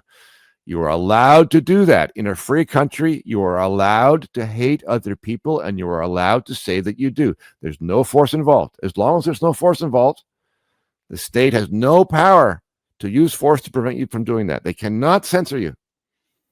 So even without this separation of powers idea, that's just not going to come up. As in the U.S., there's no such thing as hate speech that's prohibited, because they have interpreted their freedom of speech in that way. That's going to be the case in the new Alberta as well. No, I like that a lot, because here's what maybe some people don't understand, and this could be one of the good reasons why you're going to vote for separation. Right now, they're bringing forward some new hate stuff, hate laws in Canada, and Barbara Perry is part of this. And I've watched her give testimony in a court where she listed off what she would consider to be extremism. If you're one or more, she said, one or more, not all, but one or more. And some of the characteristics that she listed off was a Christian, conservative, and white, and other things like that. But let's just focus on the conservative one. Well, you're now going to make the speech of your opponents, Conservative Party, illegal. if those kind of things move forward. And that's one way of a tyranny to completely become legal under your current system. That wouldn't be possible under New Alberta, right? Not possible under this constitution. These are the kinds of powers that the state simply does not have. And going back to the flipping the default, the state is able to do only those things that are expressly listed, and this is not one of those things. The Constitution says that the state cannot use force to prescribe behavior of its citizens. Right. And this is a behavior. Unless you are using force against somebody else or threatening them with force, the state cannot govern your behavior, period. And therefore, you can say whatever you want. Yeah, well, Barbara Perry certainly said whatever she wants. And one of the things that she listed also was opponents of the current government. So great way to make sure there is no change in government. Sure. It's Sure. pretty crazy.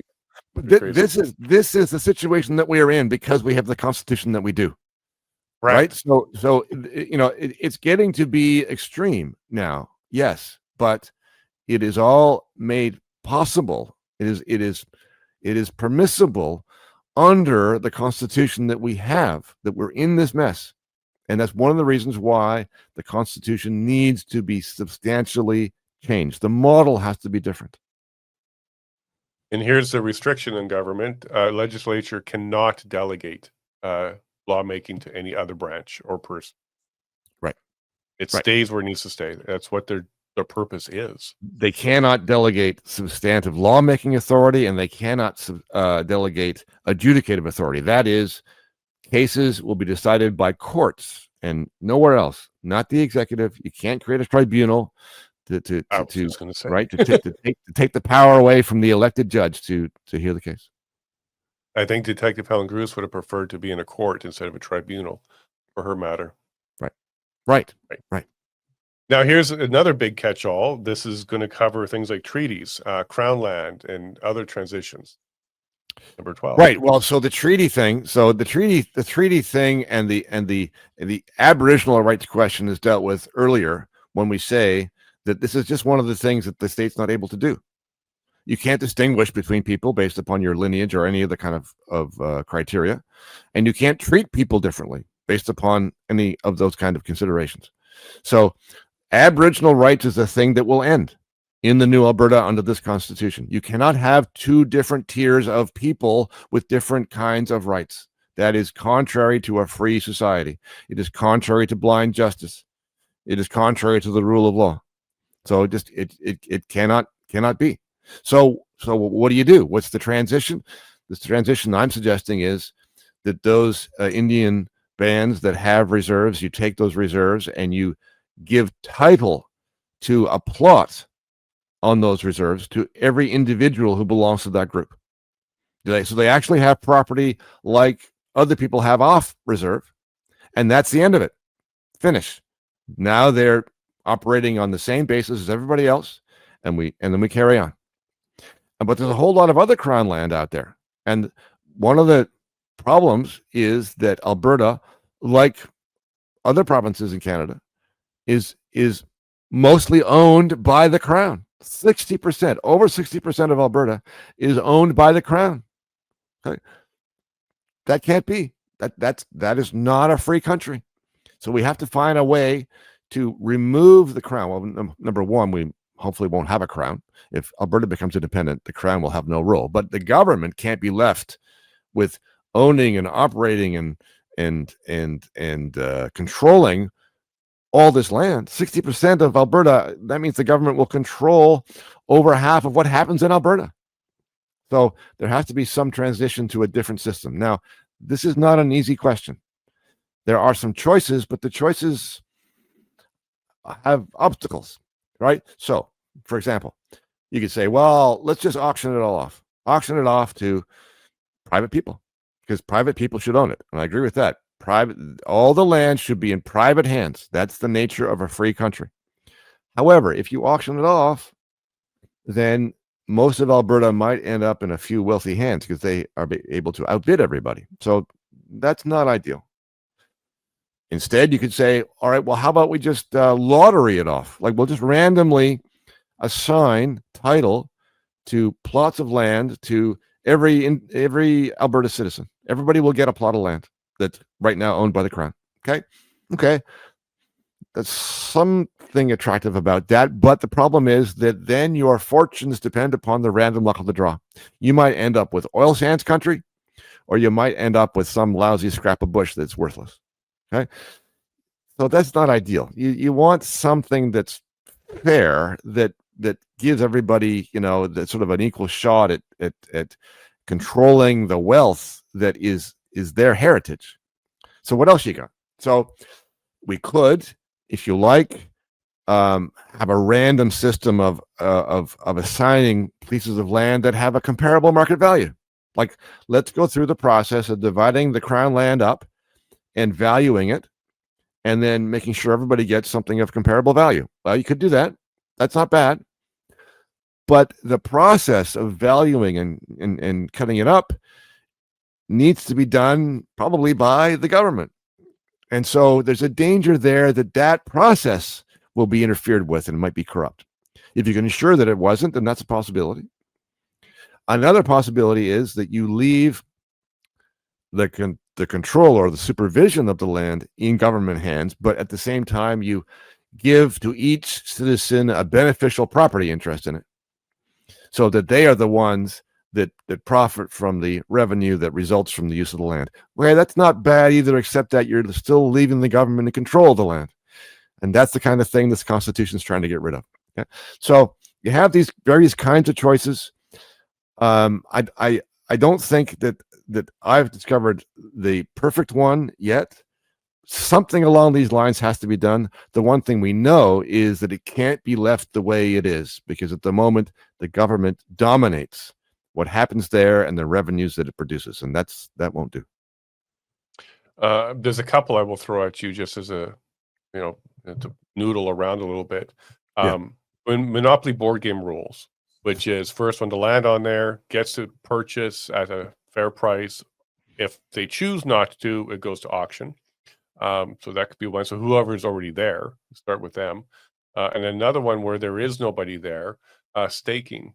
So early in the US, you could stake your ground and then you have to develop it. So you give it a period of time to develop it, like build a home, start your farm, and then it's yours after so many years. Again, it's going to be part of the transition question, exactly how this will work. I really love the idea of taking it away from Crown or government or state, finding a way to get it down to the individual. Right. The staking or claiming, first to arrive makes sense in a sort of frontier situation, but I fear that it might, produce a kind of free-for-all in a situation where, the people are already all in the province.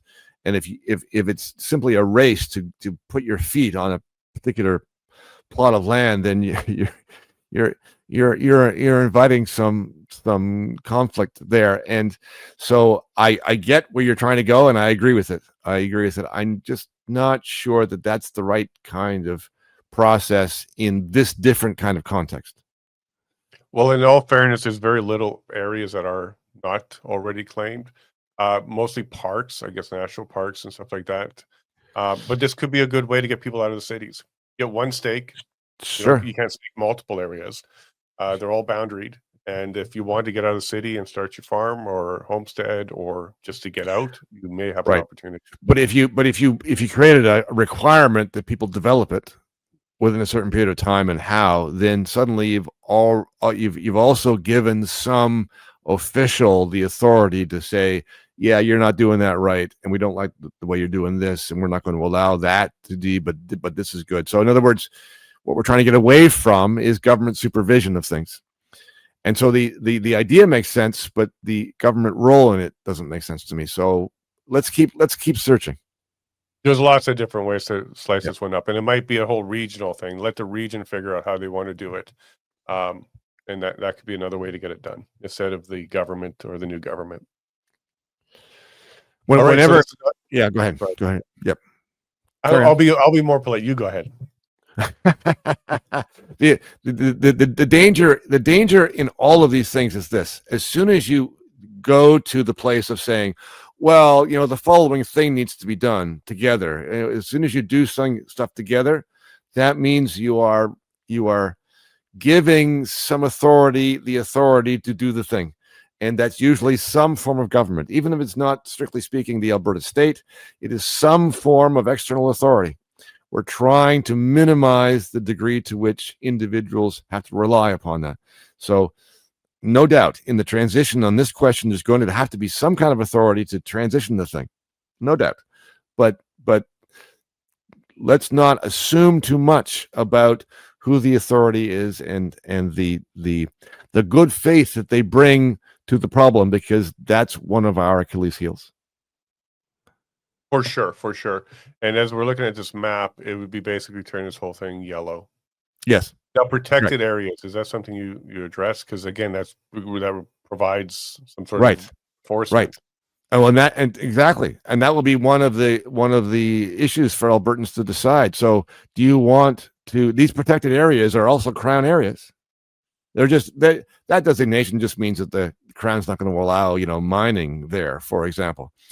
You could include these areas in the areas that you're going to transition to private hands. If Albertans decided they didn't want to do that, then they could decide that together. But then the question is, okay, so how are you going to handle the property? How are you going to handle the property without giving authority to your state? Because we're trying to get away from that. So we'll leave that question with you.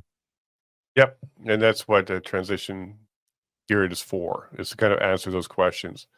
And then, like I kind of suggested, it could also vary by region. Like they could come up with their own version of what works for them. Well, yes, but again, you don't want to give power to the mob, and there's a mob in each region, right? So the power there's both a good thing about majority rule and a bad thing. And if the majority in a region decides they want to do things in a certain way, okay, but maybe they shouldn't be putting together rules that subject the minority or the dissenters from a regime that the dissenters don't agree with. Yeah, and I see you have some suggestions here. Distribute to each citizen a parcel of comparable market value. You're trying to address it, but it's still, this will be one of those that like the citizenship question. Yes, and I'm not. Yeah, I put out a couple of ideas that are maybe feasible, but I'm not 100% happy with either one of them just yet. So maybe there's another possibility. Excellent. Now, let's see, amendment. Let's get to amendment, and then I'll get into my next question about like a constitutional convention or something. Like there's going to be another step after that. Of course. But amendments. So you make them difficult on purpose. 2/3. Yes, you make them difficult, but not impossible, right? You don't want it set in stone so that it cannot never be changed, because then you're subjecting all the future generations to a decision that you made in the present. And you don't want those decisions to be easily changed. Otherwise, it's not effective as a constitution. But you don't want to make it impossible. So the suggestion that I'm making is that amendments can be made with 2/3 approval in both houses of the legislature and in a referendum of citizens over the age of 18 alive at the time. So if you have that kind of consensus, then fair enough. I like how you had to add alive at the time. So deceased people can't vote. It's not like the Republic down south. That's right.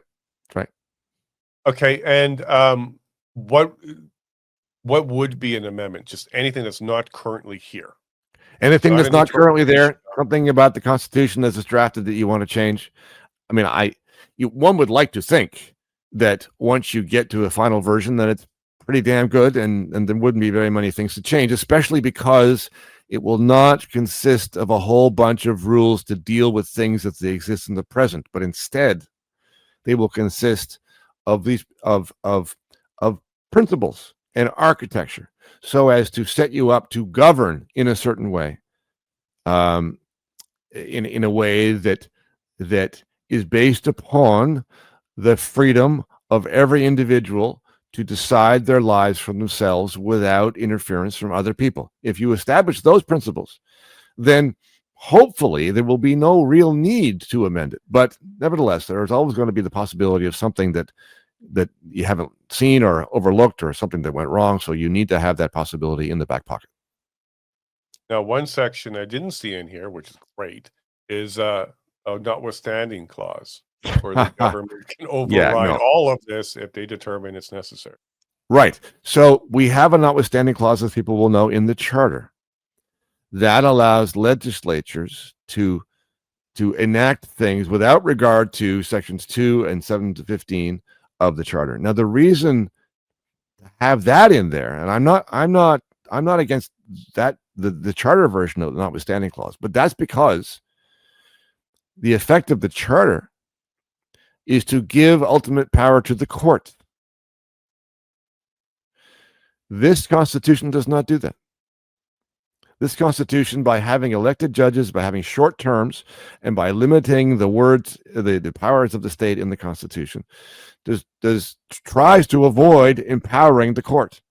And you don't want to empower the legislature to breach the Constitution that you've just put together that ensures the freedom of the individual, right?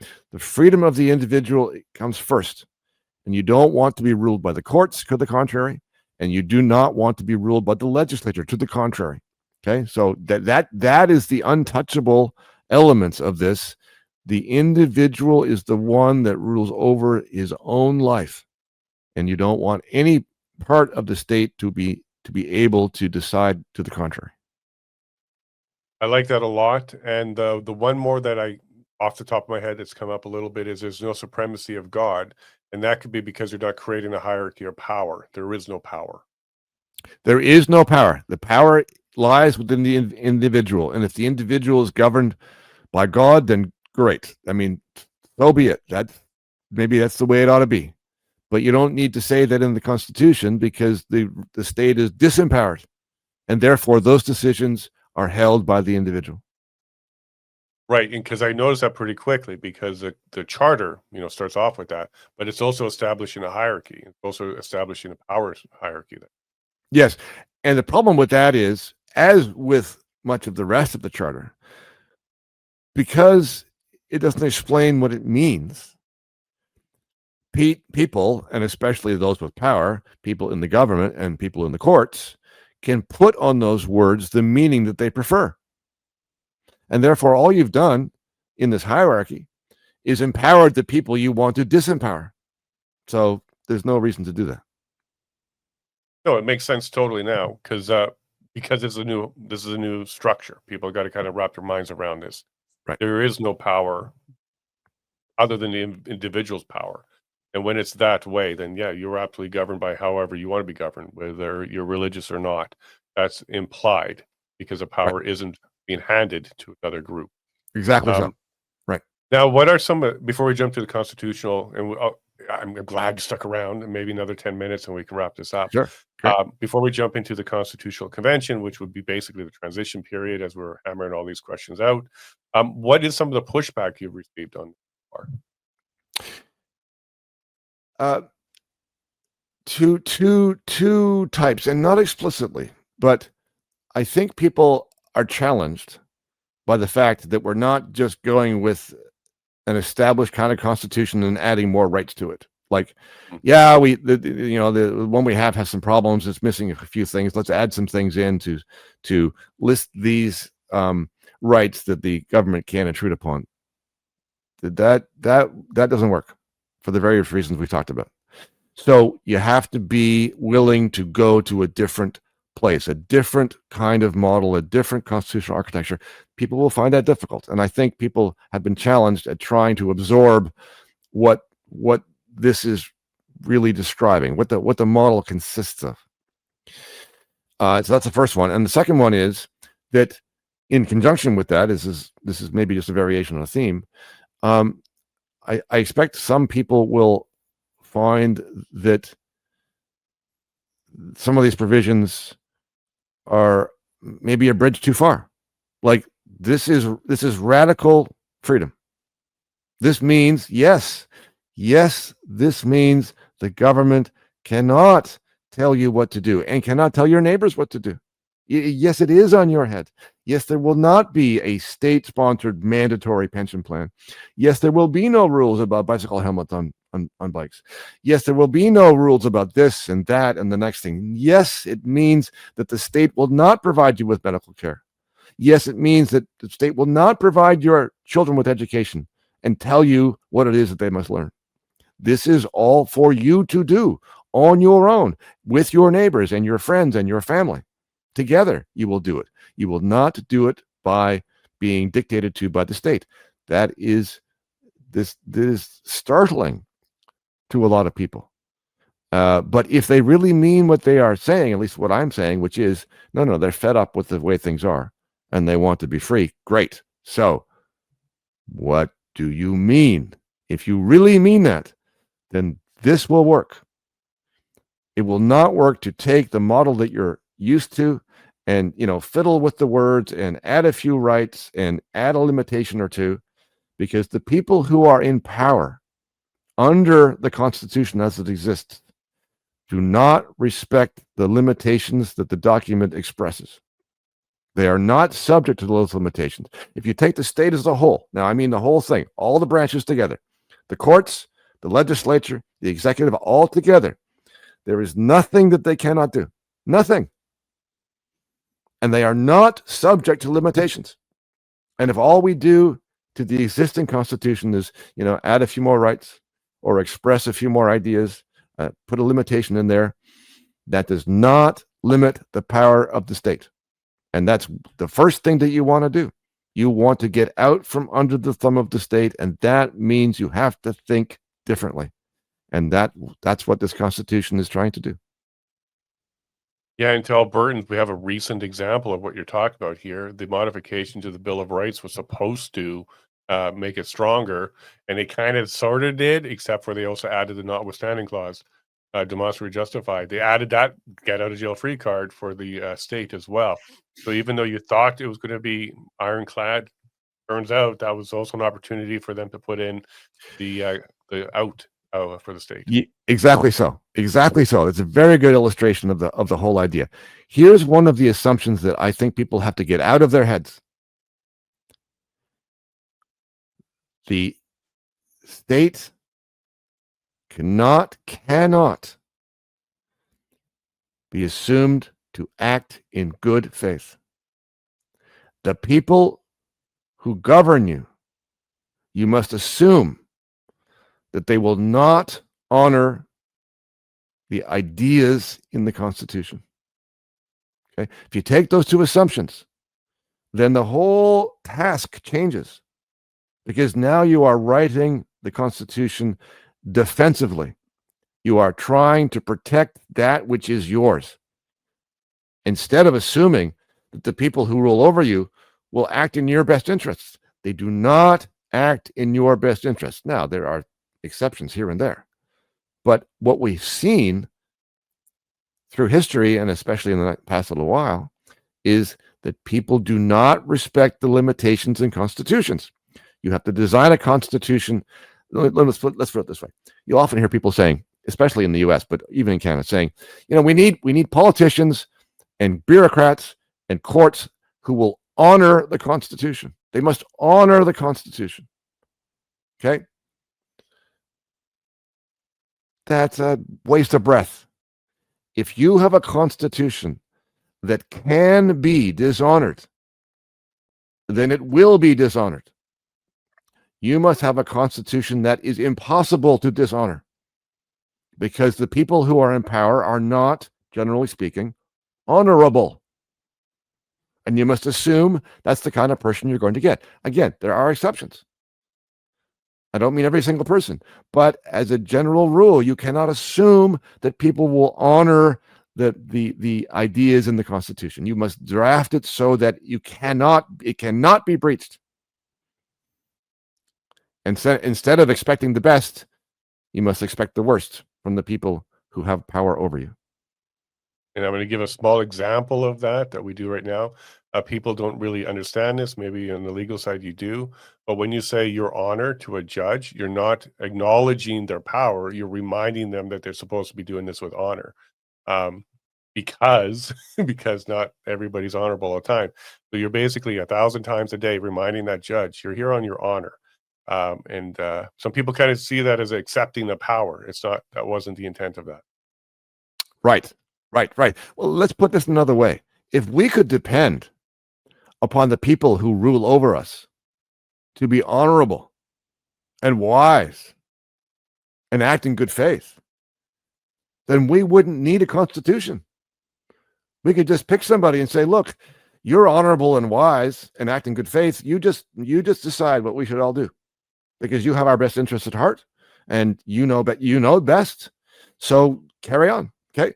We don't believe in that, and for good reason.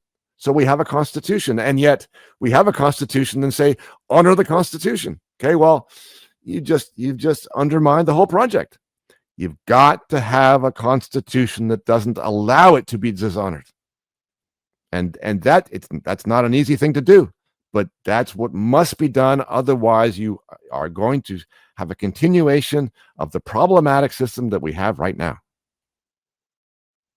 Well, Bruce, thank you very much for putting in this work. Alberta didn't pay you for this. You're just kind of putting forward your ideas. You wrote it down and you're sharing it. You're getting it out on podcasts to provide it. And you're coming to Alberta in the next couple of days. Yes, yes, indeed. Right. So people want to come. I hope to see you then, Jason. Yeah, I will find some time because I'm definitely going to see you Friday night. But we'll see you the rest of the time. It's pretty hectic and crazy, and there's a lot of people to go see. But I'll definitely see you Friday night.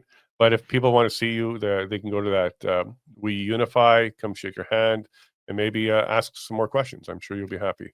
That would be great. I'd love to see them. Excellent, Bruce. Thank you so much for giving us an extra hour. So this is 2 hours total on this subject. I'm going to package it together and get it out there. But Bruce, thank you so much. And thank you, Jason. Thank you for talking to me about this. I value it very much, and I appreciate you getting these questions out to the people of Alberta who matter. Thanks. I appreciate you too, and my audience as well. They're full of good questions, and I'm sure we'll get some more. So maybe after you're down here for a bit, maybe in a few more weeks, we'll bring you back to see what people had to say after watching all of this. Terrific. Thank you, Bruce. You have a safe flight, and we'll see you Friday. Sounds good. See you then. Here, my friend. Bye. There you are, Alberta. You have a lot more to think about. We covered some bases. Not everything is resolved. There's going to be a constitutional convention, a transition period. Alberta is going to have its say, but I think there's a really good starting point, because I do agree with his position that we shouldn't just try and tweak and fix what doesn't work already.